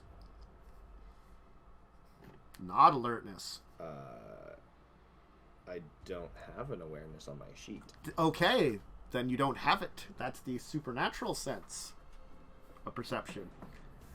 So just perception then. Would occult substitute for that? Not at all, because occult is knowledge rather than just your natural ability to notice supernatural things around you.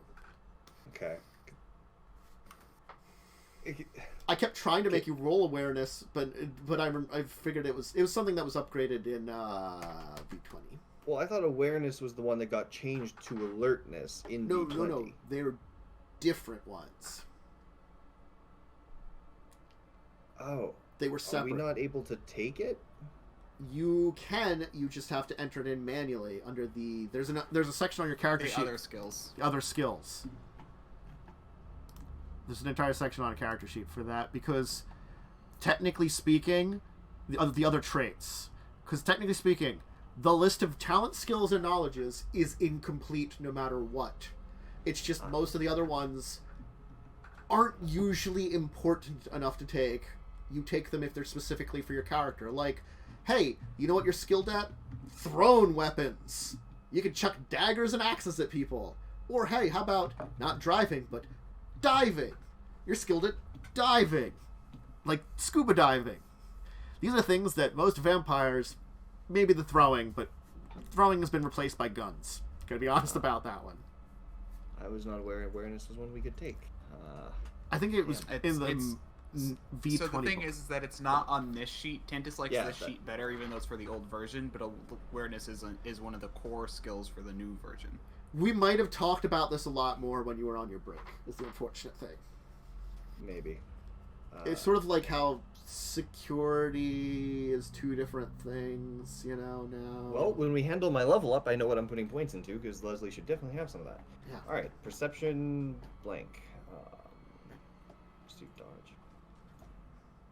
Well, you just kind of got into it, so it might be new that you're like, oh, I can become aware of the supernatural world around me. I'm gonna spend a willpower. Sure. Okay.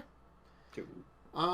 You'll kind of like, there's like, when you first come back, there's this weird noise that hasn't been happened before. What does it sound like? Like a glorp noise? A glorp noise. Yeah. Which is really weird, like a... Leslie's gonna look around for the source of the glorping. There's this weird black flower in the place where you had stepped back, like, into the real world from. And also, you'll notice these 3 tiny, shadowy spiders moving around the area. I'm going to step on them. Okay. Immediately. Okay. Given the last time something like this happened, they were being stepped on immediately. The first 2 are squished. The third one, as you're going for it, sprouts these what look to be bat wings and starts flying around. It's nighttime, right? Yes. Okay, blood points spending on. Oh, okay. Give me a second here. Frick. Mm-hmm. How could you? Uh-huh. Yeah, Armors of the Abyss. Uh-huh. To make... God, I hope nobody sees this. Uh-huh. Spend a blood point. Uh-huh. Manipulation occult, difficulty 7. Each success enables the creation of a single tentacle. Manipulation occult. God, do I blow another willpower on this? That'd be very low willpower.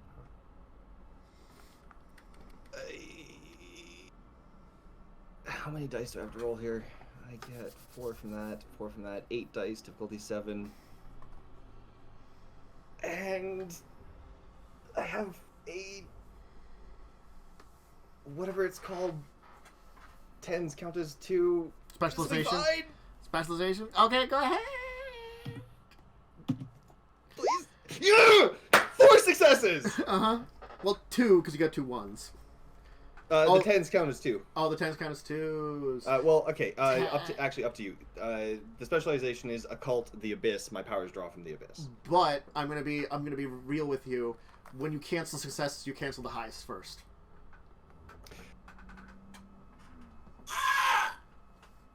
But I don't know if they count. They might still count as 2s. I think they still count as 2 because I think the one just counts. Whatever. Gets rid of 1 success. You got enough successes for I guess creating some tentacles to murder the bat spider. Yes. All right. Grab it, tear it apart. Okay. Emil, Samuel, please give me just perception alertness. This is a thing that's actually happening. Granted, it's dark on dark, so it's going to be difficulty 9 for seeing something. But it's certainly movement in the distance, and it's not a new... They've got some moonlight out. Okay, Samuel... Wow! Safe! We're both safe! We're both extremely focused on looking for this hole in the ground. Okay. So as you're like kind of like killing the thing, you're like, we're safe. You hear this whoosh noise coming from behind you. Whip my head around. You'll see now. No, you'll see the flower is still there, but now it looks like the back end of some kind of small rodent is in its top as it's slowly disappearing into it. Oh my! I'm cursed. I'm cursed. I've got to be cursed. I must be cursed. You see the tail of the rodent slip into the flower as it's just like this. The shape goes down into it. You know. Can I try and discern what the flower actually is? Because Dawn would see, I guess, some horrifying thing. She sees things differently than people in reality would see things differently because she's more spiritually awakened, though, too. Ah. Because I can't tell if I see the truth that what it actually is, or if she saw the truth of what it is, or... Can I... Let me put it this way. Know. It's supernatural. There probably isn't a truth. There is only what one could observe of it. I'm not having anybody say that I have more children. I'm not going to put up with that. Nobody can find out about this. What the hell do I do with you? I can squish a bug. I guess I could just tear out your roots. The flower's like top will kind of lean down a little bit. And then just like, you'll see the same like shape, slightly smaller, come back out. As it will kind of like spittle out with like black speckles, a skeletal remains of some kind of small rodent. Changing my mind. It's sword time. I think it's sword time. It's definitely sword time. He's gonna pull out his sword and like try and cleave this flower. Okay. If that does anything to it. I don't remember what I roll. It's been forever. I don't remember Dex melee to hit. Dex melee to hit. Okay. I don't remember the special stuff with the sword. Mm-hmm. You'll certainly hit it. That's not 6 successes, by the way, because I have a specialization in swords. Yeah. So roll 5 plus strength plus potence plus 4. Roll a lot of damage.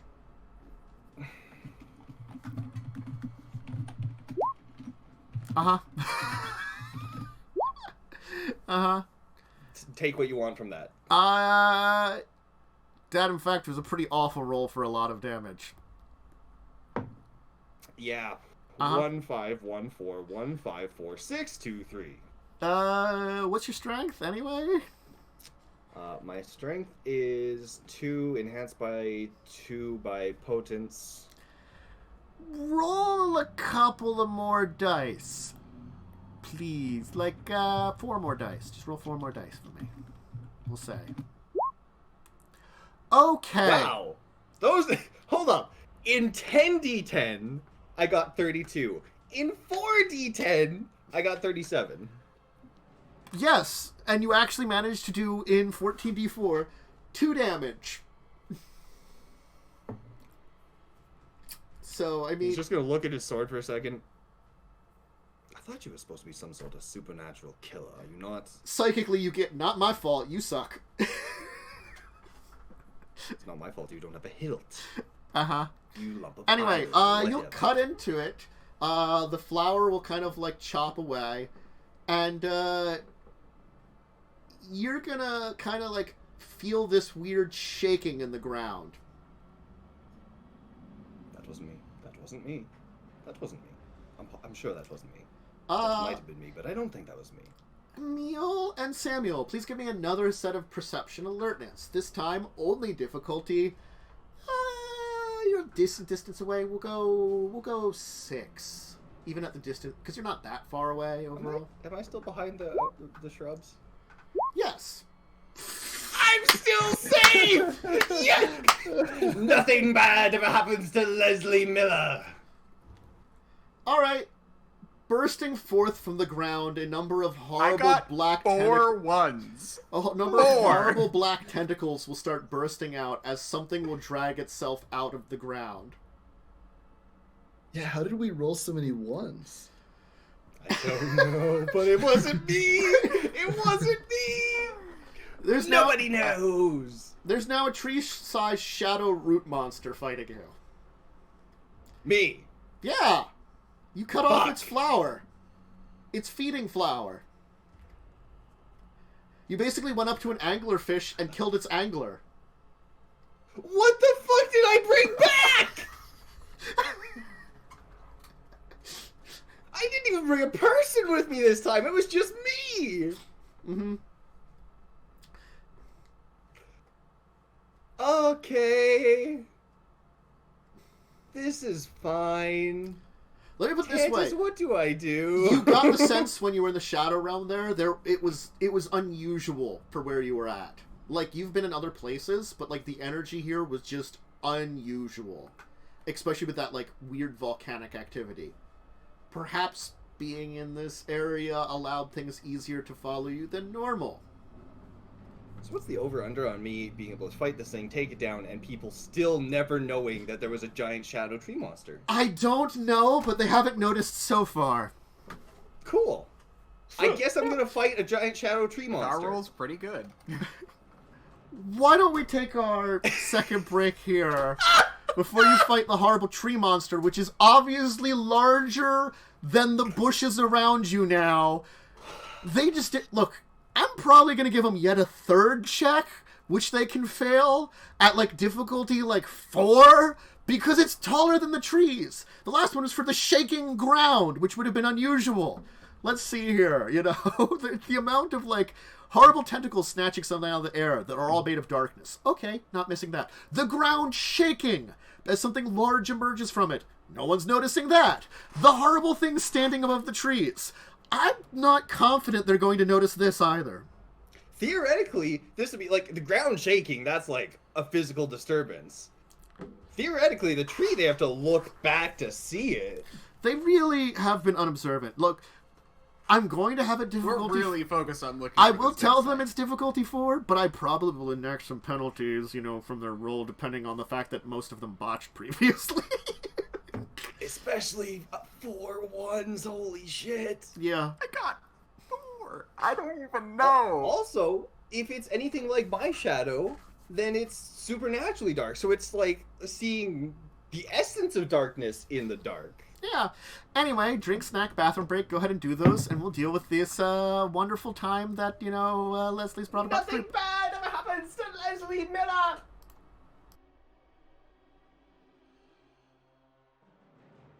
we're back. Leslie's probably not going to die. We'll find out. Yeah, it'll be fine. Don't worry about it. Don't worry about it. So, Leslie, murder tree monster seems to be existing in front of thine. Yeah. Seems I guess very it'd be unhappy with you. Yes, this would theoretically be combat. Well, so far, you could go directly into combat. You could also just wait and see what it does.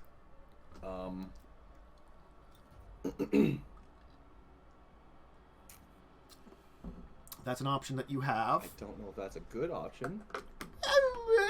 It's an option. If it says daddy, No. Don't you dare bring that into this place. Leslie's gonna drop himself into like a prepared stance, sword at the ready, and just say, you don't belong here.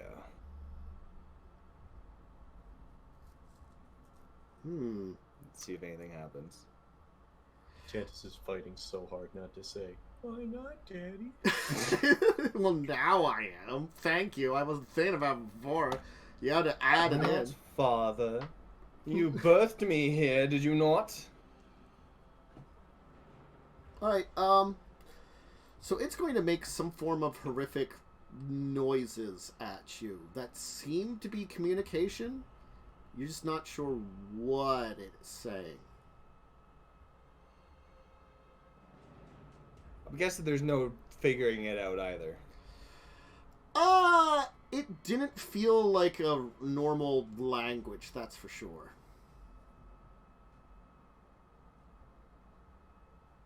Look. Use Google Translate. Look. If... two options here. One, I suppose we sit here and fight. Two, I take you back where you belong.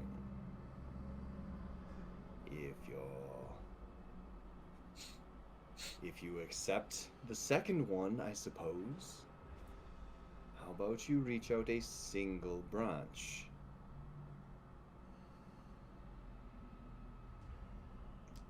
It doesn't reach out anything. I don't even know if you can understand me.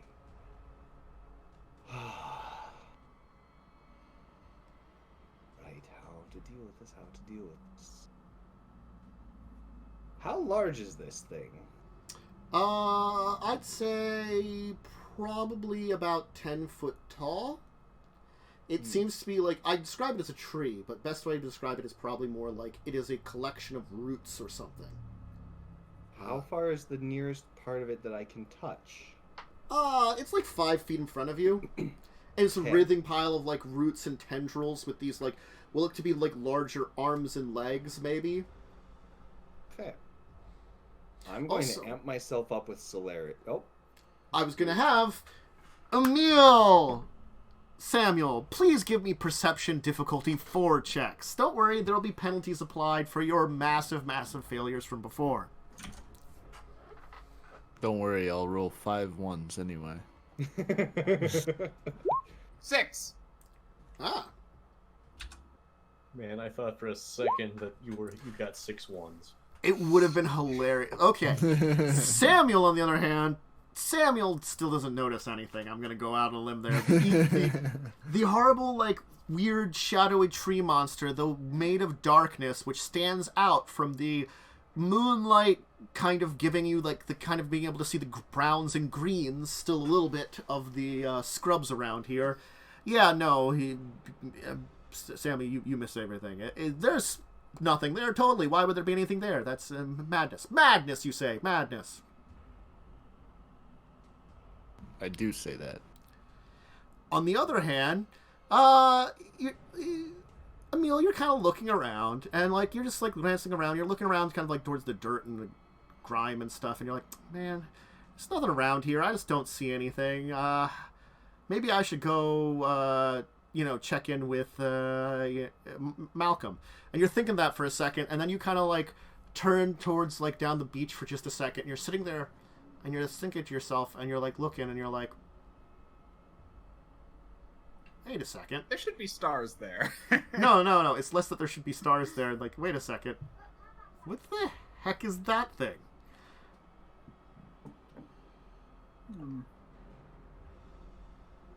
And hopefully, if my action goes off, it's just going to disappear. Mm-hmm.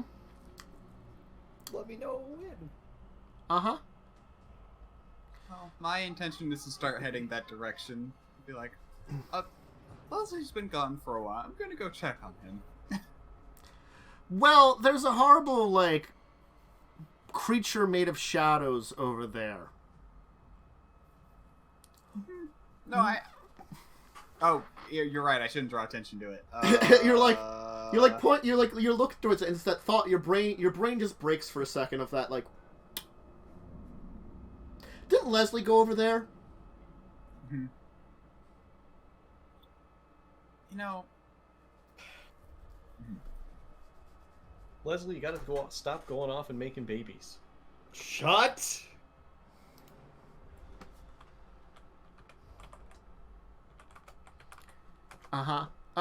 So what do you want to do? You're still a little ways away. You're gonna have to make a choice on your... Again, I'm gonna head that direction casually at first.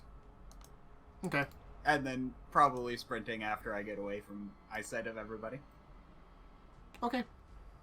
Is my thing go off yet? What was your thing exactly? What were you doing? I'm amping myself up with celerity Uh-huh.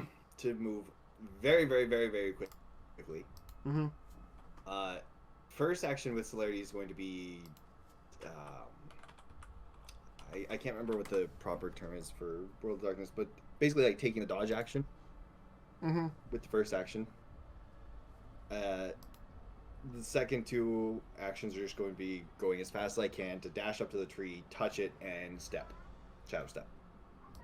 Okay, so you're just trying to like get to the tree very quickly and shadow step it. 5 feet, taking dodge action, although whatever the equivalent is, I can't remember what it is. Dash, 5 feet, touch it, shadow step. Okay. Alright, give me a minute here to figure things out. And by touch, I mean grab. Mm-hmm.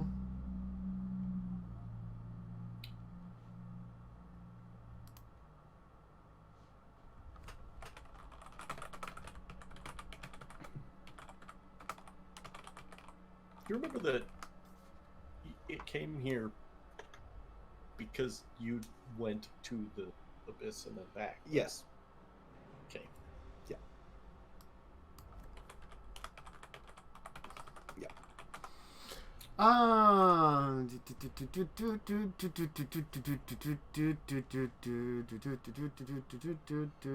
Sorry, just gotta try to find something here.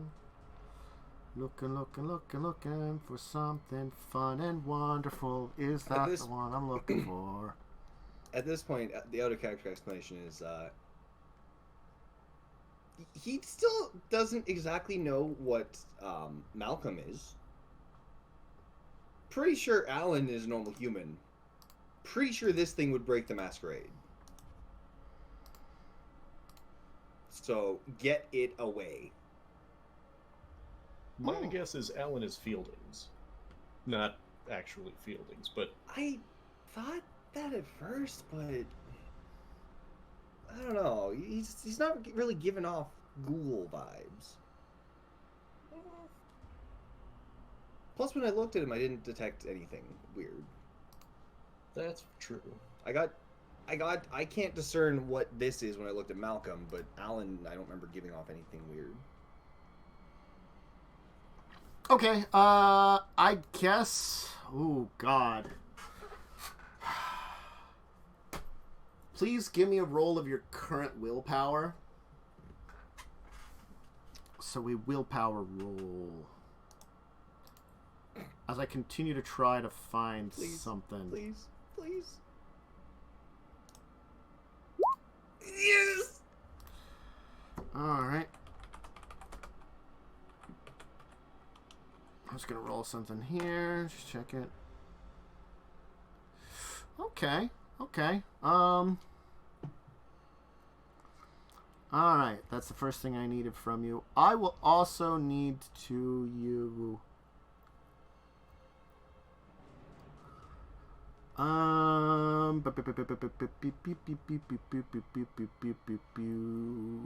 Remembering stuff that I have to use. That's not the one I'm looking for. Okay. Roll me Dex Brawl, too. Let's give a Dex Brawl roll, because that seems about appropriate. This is good odds. This is 8 dice. Do either of these two specializations factor in? Lightning reflexes on Dex or submission hold on Brawl? Sure, one of them probably totally could. Okay, so I just need a couple 10s to give me some bonus successes. 5 6. Okay. Nothing bad ever happens to Leslie Miller. Okay. That's not what I'm looking for. Sorry, I'm just looking for something and I can't remember what it's called, which makes it very hard to find is the problem. You know? That's fair. That's fair. Granted, you are going to be relatively successful in your plan. You are going to charge at it. You are going to give it a good old touch. And you are going to attempt to send it and yourself back to the Shadow Realm. Yes. Unfortunately, you now have me concerned because you said the word relatively.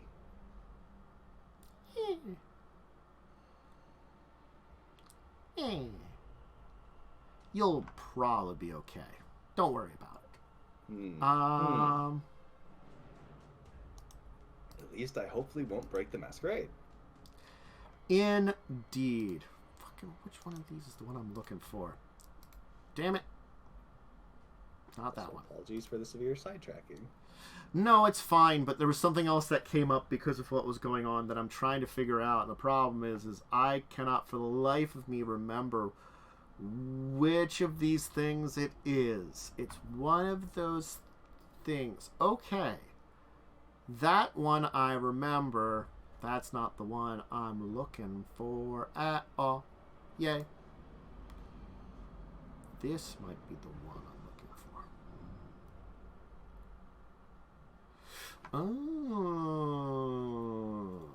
Oh. Okay.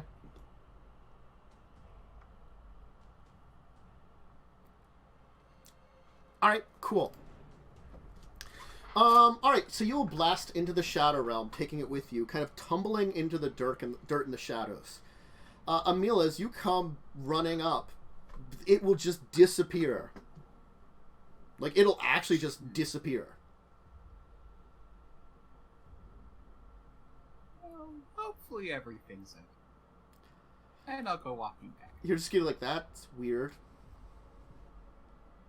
I just know this is where Leslie came from, and I'm just going to assume whatever it was, he's got it under control, hopefully. I'm going to hope that he's got it under control. Yes. Control. Mm-hmm. Alright, these are not the shadow trees you are looking for. The tree creature is kind of like confused and kind of makes weird gurgling noises at you and kind of like whips some vines around as if like it's kind of like not that's attacking, but it's more like giving aggressive posturing. I'm gonna Dragoon jump back from it like 5-10 feet. This is where you belong, not there. That is not your home. You can posture all you want. I will not be bringing you back there. As soon as you say that, something large and in the air grabs onto it and flies off with the tree. Oh! Well, I was right about not bringing you back there. Problem solved?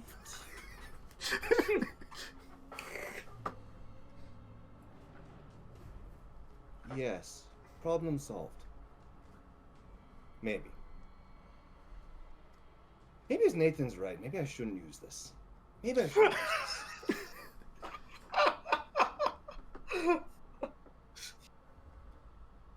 Okay.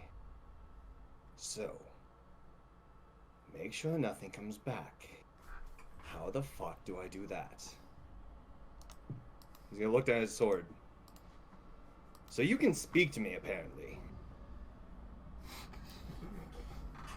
It doesn't really speak to you. Like, you get, like... It basically, I'm guessing you could get senses from it, rather than actually speaking to you. Oh. Alright.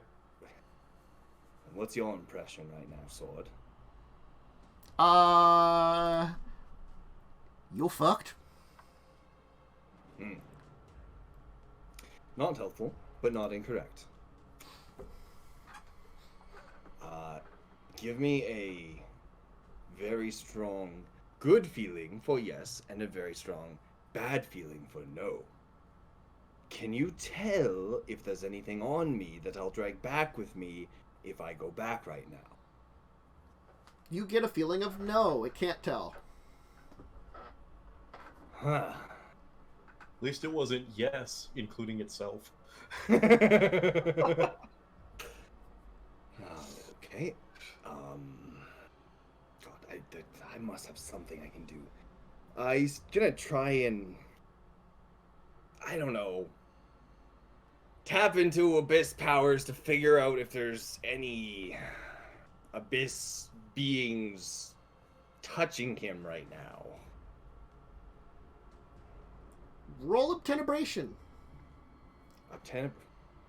So roll the amount of Yes, dots roll. I have in obten. Yes. All right, I'll just roll an occult then. Because you totally don't have awareness, so just roll that. Yeah, I need to fix that. Now that I know that's something I can take, I'm going to have 5 dots in that after my level up. You get the sense that, like, there's, like, whatever disruption was here earlier has gotten worse.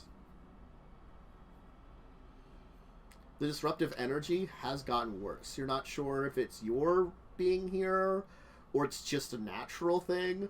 Because when you first entered here, there was a disrupted energy. Something that you didn't feel anywhere else, like when you entered the Shadow Realm. Mm-hmm. There's some weird stuff sometimes that happens. But particular here, maybe there's some kind of, like, energy pattern in this area of the Shadow Realm, you know, that you're happen to be near. Right, so wibbly wobbly, everything's fucked. I wish there was any other Lysandra I could talk to who might have experience with this. God,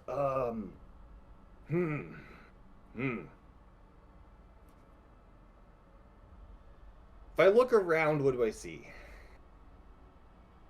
Or is there more gushing blackness out of the volcano? Oh, it's still doing it. It's still pouring black, horrible liquid into the sky where it's pooling in the sky, as was equivalent to a shadowy cloud, except it's liquid-based. It's constant.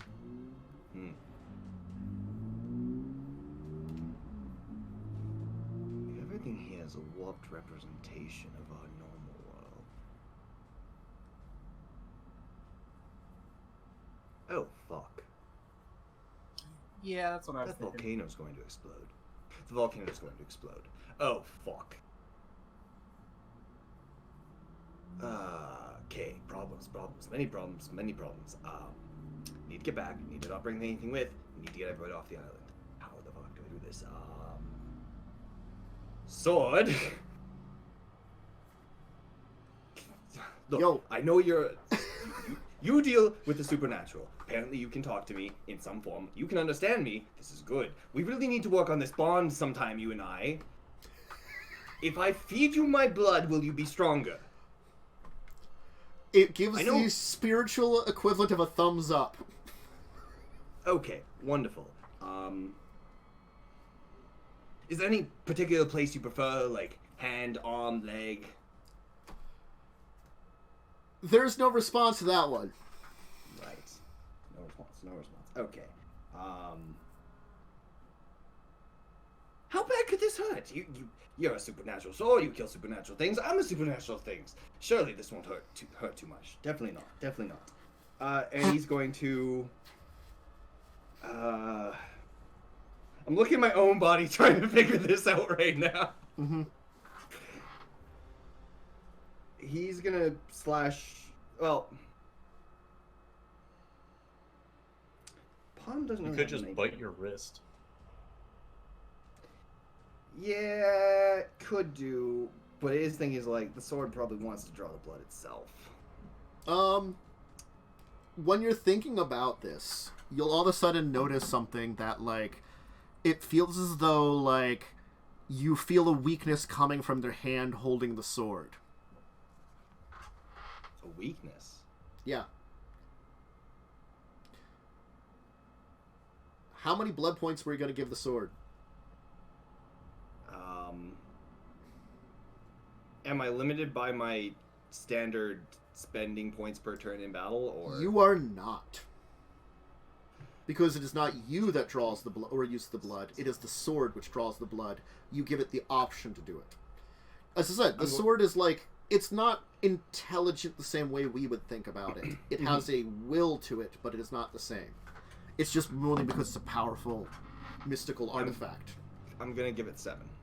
Okay. You'll see strange runes in blood red kind of go down the blade, something you haven't seen before. As you'll also see like this kind of like almost red mist like form almost like a hilt and cover over your fist. Holy fuck, that is cool. You just got so much more cool sword. The area where you entered into, where you keep using your powers to travel, there's an incredibly bright light that seems to be emanating from there. Bright good, bright bad. Like, it is blinding, and it feels bad. Like, you feel... I want you to do something. Roll me a willpower check. And again, use your current willpower. No, use your total willpower for this one, not current willpower. Okay. You feel like just unbridled fear from that energy that seems to be emanating from that area. It seems to be leaking into the abyss from somewhere. Unbridled fear leaking into the abyss from that spot. Yeah.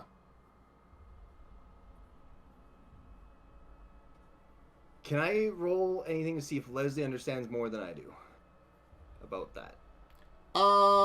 Sword will give you advice. Okay.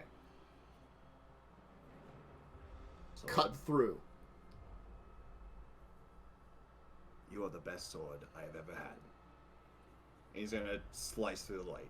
Okay. In the real world, Emil and Samuel, I want once again for you to give me perception checks. A perception alertness. Emil, you wonderful, wonderful man who actually has noticed stuff now. It will be difficulty 6 for you.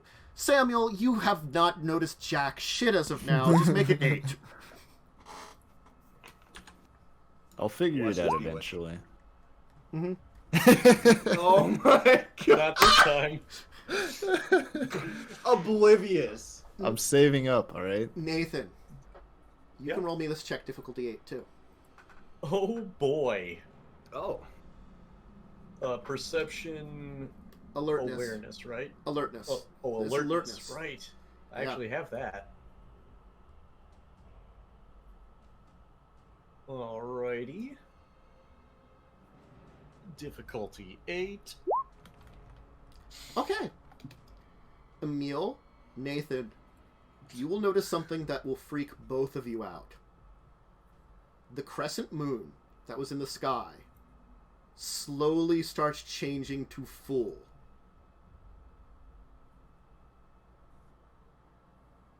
Over the course of like a minute.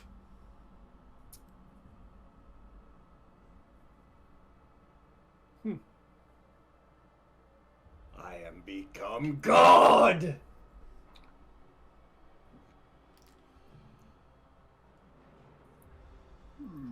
you will notice, Emil, because it's going to go flashing by you, a beam of concentrated energy will seemingly come down from the moon in the area where that thing you saw was. Please give me a willpower check. Samuel, something fucking's going on. You have no idea what it is. There's like this blast and this bright light that comes out of nowhere. You found like this like a lizard that seemed to not be like afraid of you, that you were just hanging around with. You know? Is willpower checks are just willpower. You were probably chatting with the lizard too. I'm gonna give you, it's like, so, how's it going? He's like, pretty good. Been enjoying some of the pictures. Just straight willpower. Yeah. Okay, I'm big chillin'. Willpower is 3, so let's just roll flat appearance. There we go.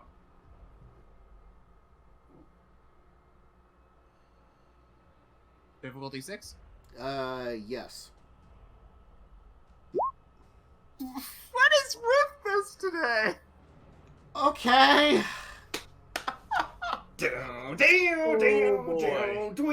Well,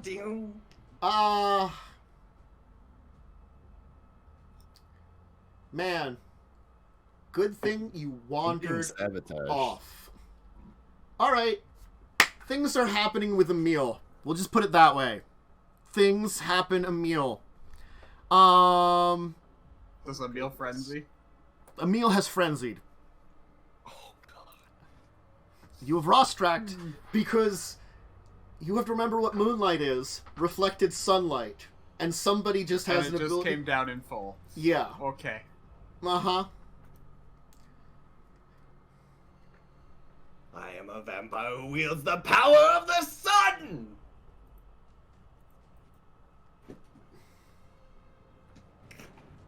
No. Not you. Someone that was annihilating the location that you were in. But for you, you will slash into it, seemingly returning to the realm as you're cutting through a beam of light which is hitting into you. As you can see the blood red coming from your sword. Please, do you have fortitude at all? Is that discipline? It is a discipline. No. I'm just gonna roll something here. Ow! But not as ow as it could be. You are going to take 4 levels of aggravated damage, as your sword will cut through the concentrated beam of sunlight used to probably murder you, but your sword will cut it, and it'll be awesome. And you will Hell survive. yes! Your skin will be crispy, you will be burnt, you will feel like shit, but you are back in the real world, and the massive, 20-foot crater of, energy is going to be where you were left over at. So, fair to assume that I noticed this beam of light? Oh, shit, yeah. There was an explosion in the distance. Sword, I am feeding you so much blood. Ayana will kind of, go oh, shit. Sorry. As she's going to pick you up and just move with speed you are not expecting. You are manhandled by this lady instantaneously. I am okay with that. Mm-hmm. She also Especially has, celerity 10, so she moves really fast. In the blink of an eye, she crosses the entire distance. That's only 7 more than me.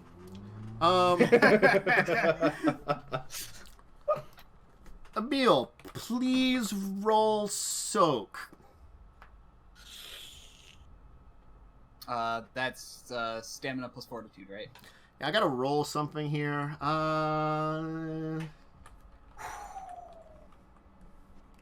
gotta roll this first. Right, stamina plus fortitude? 10. Yes.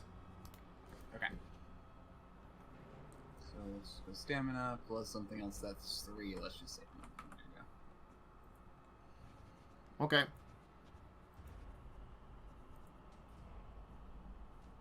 What is with my ones today? Okay.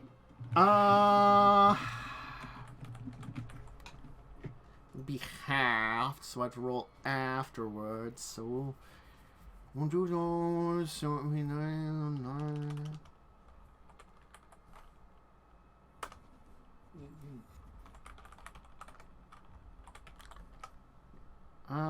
There's probably more to this because that's only the roll. Oh, wait, no.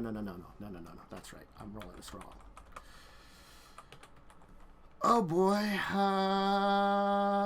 Okay. Let me check something on a character sheet. Okay. So, good news is you're not unconscious. You're frenzying, but not unconscious. You are crippled in bludgeoning damage. The thing that vampires resist. As you'll notice, Ayana will move very fast, move up behind Emil, and just thwack him in the back of the head. Okay. Uh-huh.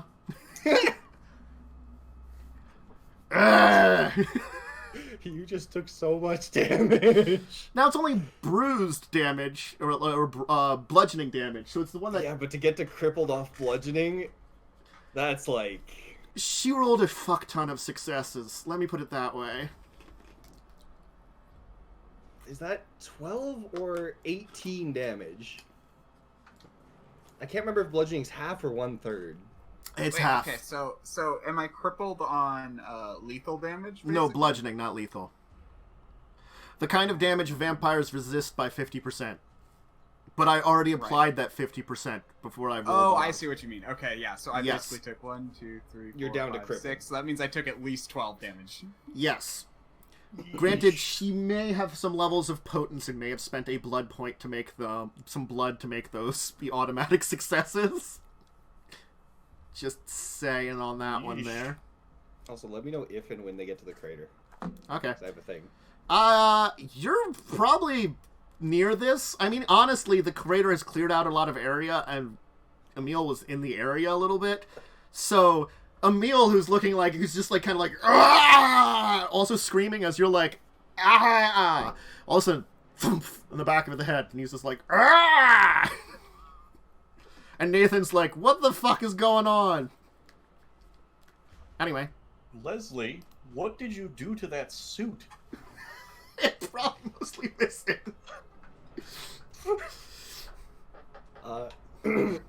So I'm still frenzying and conscious. Yeah. At a -5 on Yeah. everything. At a -5, I'm not going to do much damage at this point, but... If anyone looks at the crater and looks at Leslie, this is absolutely the stance he has right now. Mm-hmm. Post for chat so they can... Emil, please roll me your willpower again. I'm going to give you something because you just wonked so much. Okay. Let's just try this. Yeah, except for the nice clean armor. Except for that. But that Two stands. successes. You regain your senses after getting thwonked so hard. Also, now your ears are just a little bit more pointy. Awesome. Because Gangrel, I remember what Yep. you get. Yep. I was going to ask about that. Yep. Your ears are just a little, they just got little points in the end now. You're kind of like a half-elf almost, except feral. What was... I don't remember. Did Ayana tell me her actual name or not? Oh, yeah. She did. Arakel. Remind me what it was again? Arakel. Erikel? Mm-hmm. Okay, this might be a bad idea, but at the moment he's like, I need to get across how important this is at the moment. Erikel, we need to get everybody off this island. If we are going to find the model, we need to do it immediately. And we need to leave now. No, you don't need to leave now. You need to stop what you're doing. You are a moron, and you should be dead. That volcano is about to explode. And the Abyss has some sort of interest in this, and they are very not happy right now.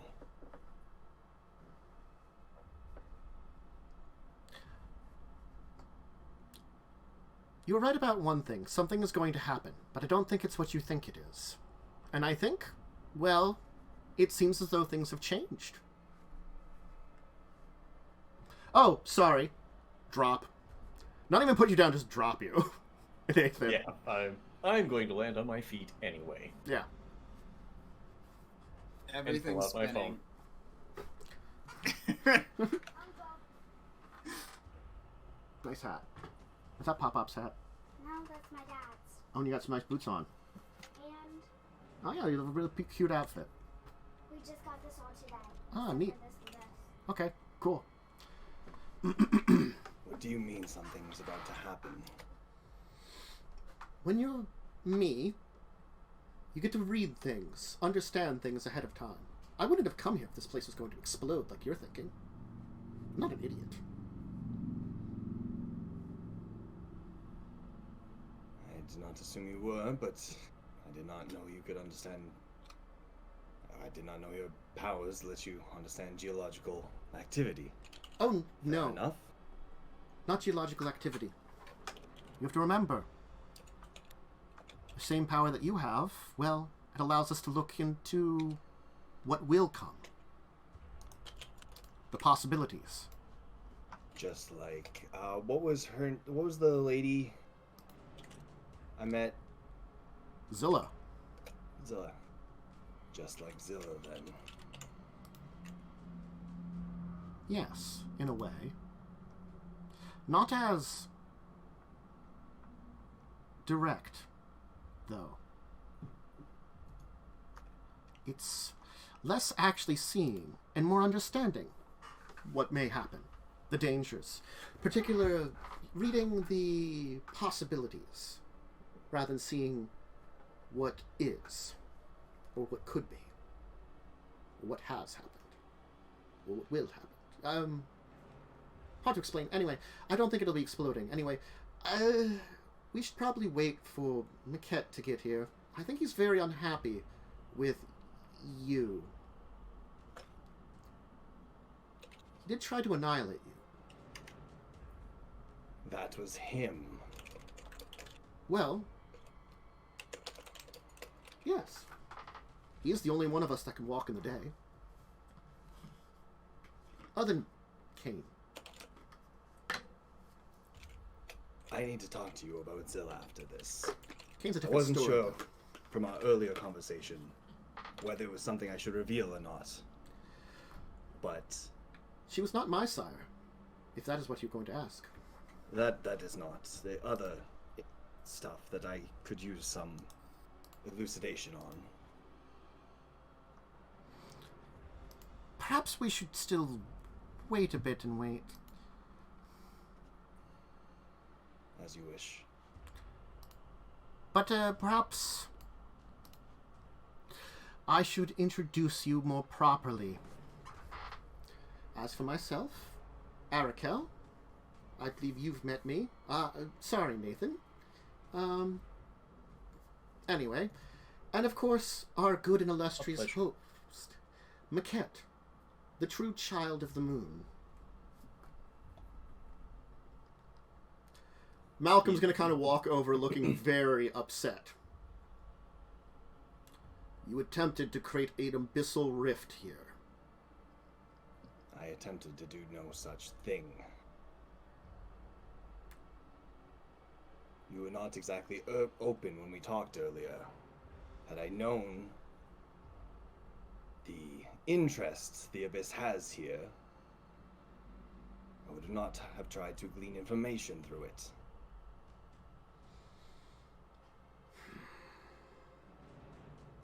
Well, it seems like the cat's out of the bag. Yes, I'm Maquette, child of Zilla. Oh God! Of the ancients. I am also the only of my bloodline, and I shall never have any more. I'm the child of the moon, walker of the day. The only one that could also walk in the day was Caine. But Caine, he could walk and feel the pain of it, constantly burning and healing. Unlike the rest of us who die instantaneously. His flesh boils, but returns. Not a pleasant curse. I myself have a different curse to my blood. But no.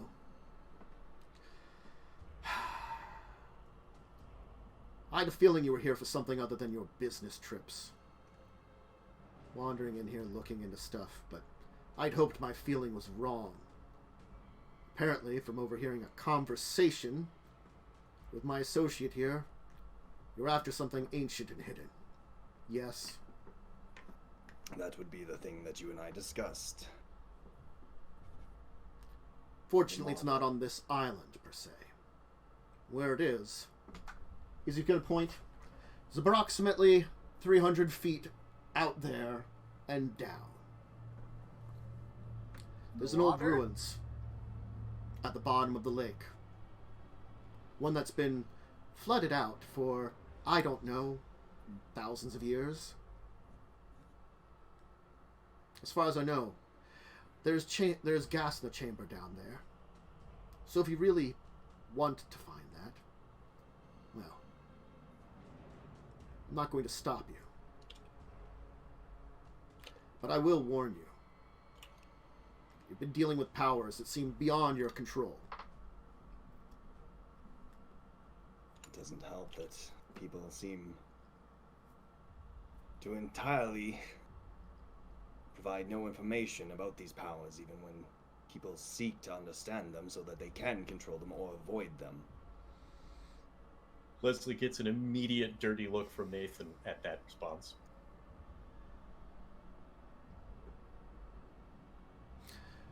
I asked you already about the model. I assume you knew what I was. I could reach you from the beginning, of course. Warning? I mean, you're obvious.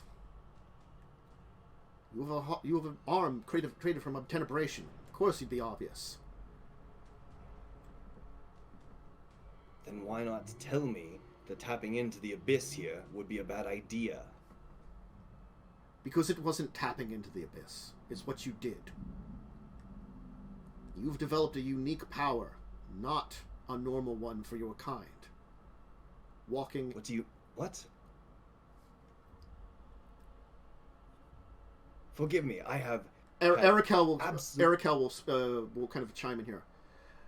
Have any of you realized that certain powers that we have come in multiple forms? Some of the most basic ones that we use, all of us use, are always the same. If you were to perhaps use celerity, you move fast. Potence, you're strong. Auspex, you can see and hear much greater than normal, just for tapping into these basic powers, as we've named them. Indeed. But, as the powers got stronger, they broke apart. We, who originated these strengths, found one route. But it was amazing in those early days, when the fourth generation came along, that they began to find differences, variations. Certain powers that were greater, that we could understand, that were different ideas. Now we, as originators, can mimic them. Of course. But we don't necessarily create them. We have to know about them. Think of it that way. A creativity that exists within every blood that can cause variations. And some of those variations have led to other variations and other powers.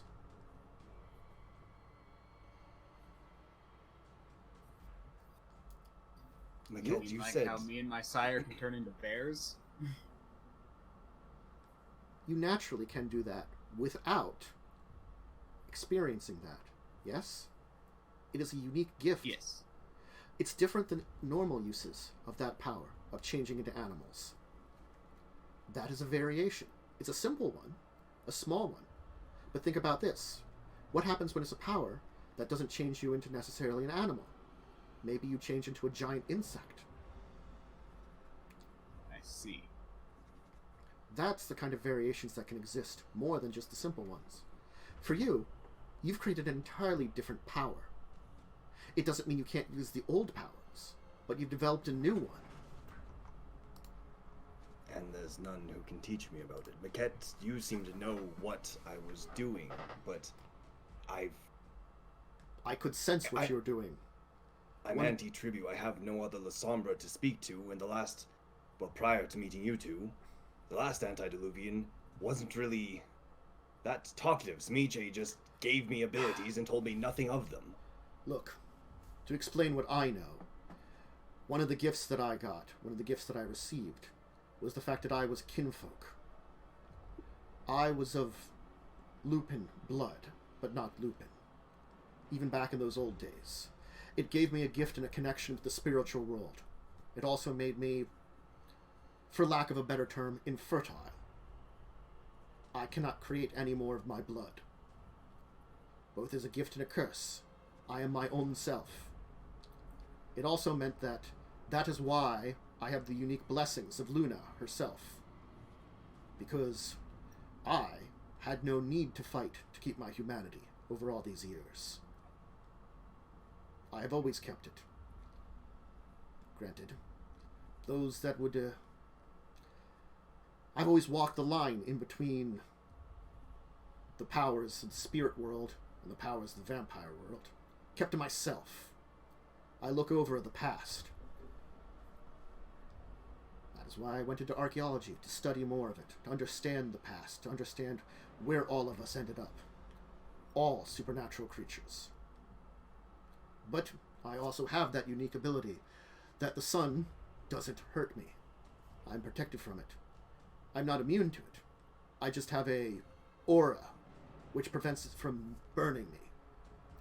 That is the most powerful use of my ability. I'd argue that the next most powerful is being able to call down moonlight to strike a person. Rather effective, by the way. It is noticeable. And I'm sure, fortunately, we're on an island, for I had to call upon not only my own powers as a vampire, but mine as a kinfolk, in order to use that ability. It is a combination of the spiritual energies that something akin to a Garu would have, to a changing breed, and a vampire. The channeling of energy, that is something the vampire side is. Calling upon the blessings of Luna to give me the maximum amount of that energy. That comes from my werewolf side. I'm probably the closest thing to what would be a third generation abomination. But I'm not a true werewolf. And is it your link to Luna that allows you to understand what this new power I've apparently created? Or I can sense the spiritual world.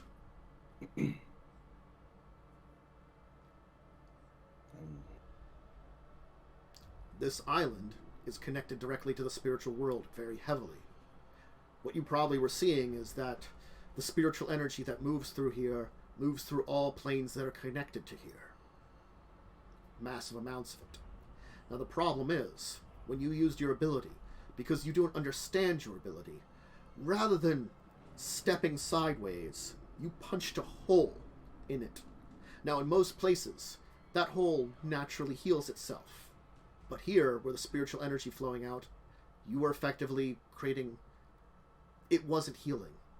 It was a gaping wound.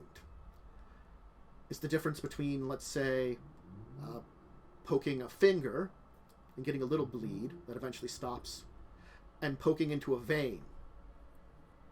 You poked into a vein.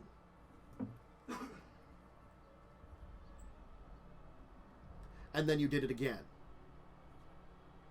Well, the things that followed through did not belong here. They had to be returned, and I was not aware. I was already preparing to I'm annihilate the sorry. first one. Sensing such a being was very dangerous. That creature... well... It accepted you only because you were La Sombra. If it was anything else, it probably would have slaughtered them instantaneously. Though I had the sense it was still planning your doom. It was not exactly pleased that I took it back, no. Regardless. Fortunately, it was then slain by something else, but that's beside the point. I'm sorry. Yes, of course. Sombra wouldn't let you die. I don't give a damn what that bastard thinks. The less he has to do with my life, the better. He's already trying to intrude through... I think he's after you because, remember, you've created a new power. Something that he wants to learn to use. I don't think him having access to this would be smart. If I, as low of a gen I am, especially compared to you, have the ability to do this, then what could he do with it?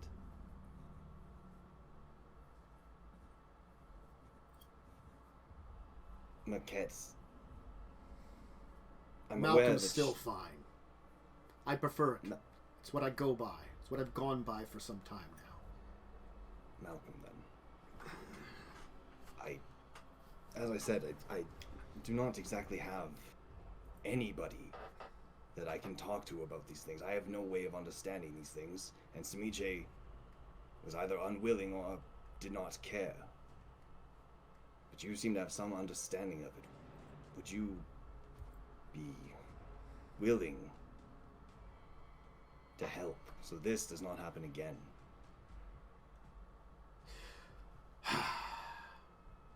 I still have my meeting back in the capital.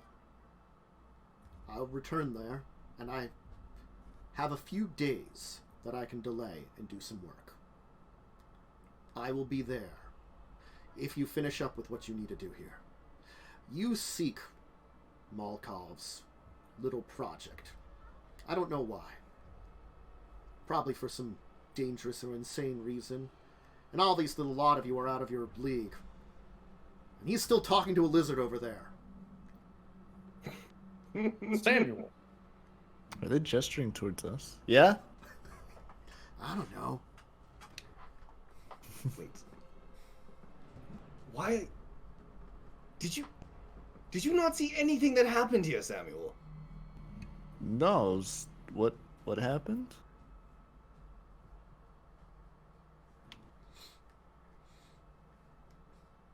Right. Yes, Malcolm. Insane would be the right answer. Wait. Find out what you need, then come to me. We can talk a little bit. It seems as though the lot of you are getting into a situation way over your heads. Ones that require the advice of ancients who would not slaughter you. Well, you found a couple of them. At least one that has a little bit of care for what happens to this world. And then one that will annoyingly probably tag along. Erikel's just going to be like, This seems like fun. I would greatly appreciate the advice either of you could give. As you've said, we are incredibly in over our heads. But... Take up art. Again, that's my advice for everything. I might actually take you up on that one. She didn't say take her up. She said take up art. Yes. Thank you, Nathan. Mm-hmm.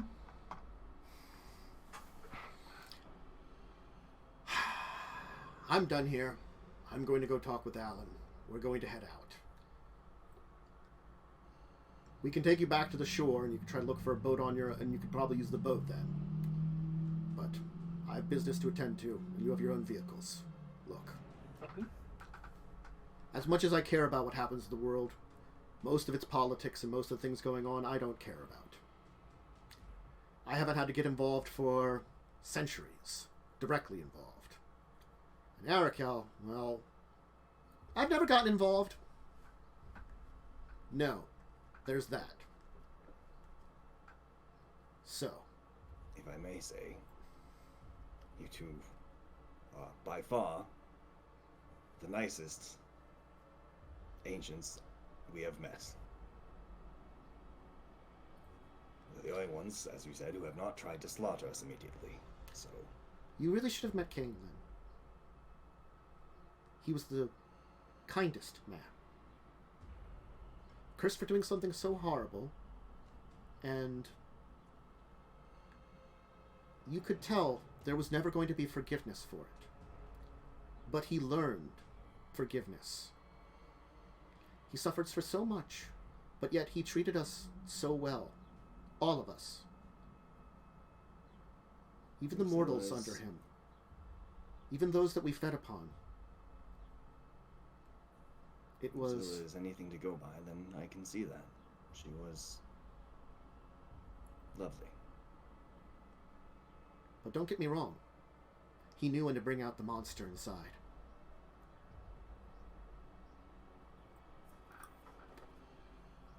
I'll be sure to be there at the capital. Welcome. I shall kind of smirk and be like, as we all do.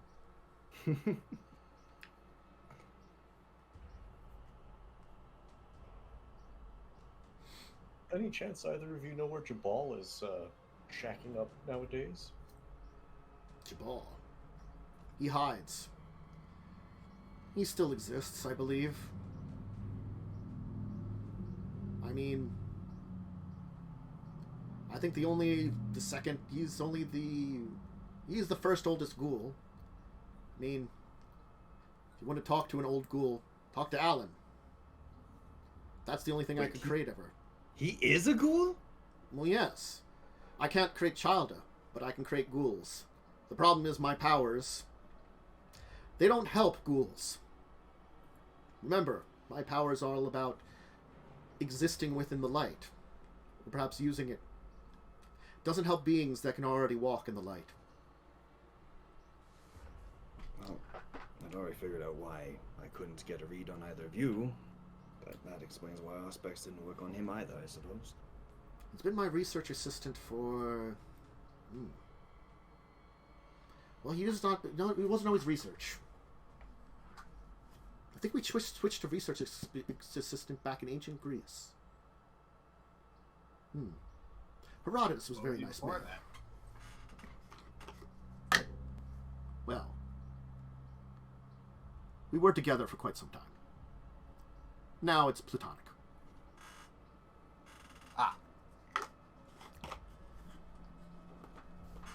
We're still There's hope friends. for you after all, Nathan. I'm sorry, what was that? Absolutely nothing. Don't worry about it. Let's leave. All right, we're gonna end there with Captain Moonbeam destroying, attempting to destroy Leslie, and Leslie using an artifact sword in order to protect himself. Leslie saying no. It's more you absorbed a massive amount of damage that you didn't deal. You were only dealt 10d10 aggravated damage. I got lucky. Yes, I didn't roll very well, but again, that probably wouldn't have killed you 10d10 for one round as you cut through it. It would have sucked, but again, like, yeah, I mean, you never referred to it. Anyway, yes. Also, Leslie's now updating his Facebook profile to be in a committed relationship with his sword. I mean, you kind of are. Giving up Hey, huh? Hey? This sword is going to be fed so much fucking blood. So, yes. So there's a reason why, yeah, Maquette wasn't known as one of the 13 Antediluvians. Because he was there, but he couldn't create more of his kind. And I know why when I read him, I got something's fucky. Because his aura is not unlike any other vampire.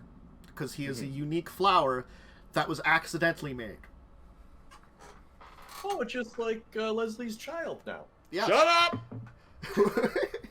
Which one? He's got more of them. He's got like Flower. The flower that was accidentally made. Ah, yeah. Or spider bat. Yeah. I will slay each and every one of my children. Somewhere right now, there's a tiny skeletal rodent that Al has like little shadow veins controlling it. Oh, god damn it! I missed one!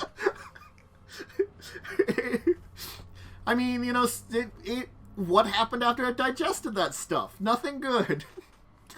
Hopefully, it was still where it laid because it hadn't gained strength yet, and the moonbeam obliterated it. So, thanks for joining us as Insanity's happening here. Let's give shout-outs who people are to find them, etc., as we head off for today. Let's have Carpe checked. The CarpeDM here, Tuesdays. Yep. Worm. I'm Diamondwyrm. You can find me on twitch.tv/Diamondwyrm or at Diamondwyrm on Twitter. I've been streaming Warframes on Thursdays. We'll see how I'm feeling this Thursday. Wednesday's my mom's birthday, and sometimes I can feel kind of drained if I do too much in a week, but I'll try to make it this week. Okay. And don't. Hey, I'm Dunk TV. You can find me at Dunk TV. I mostly just upload to YouTube every week and then sometimes stream. Mm-hmm. But yeah, I uploaded today. Ooh. I had a video go up today. Good Nice. video. Game called War Pips. Ooh.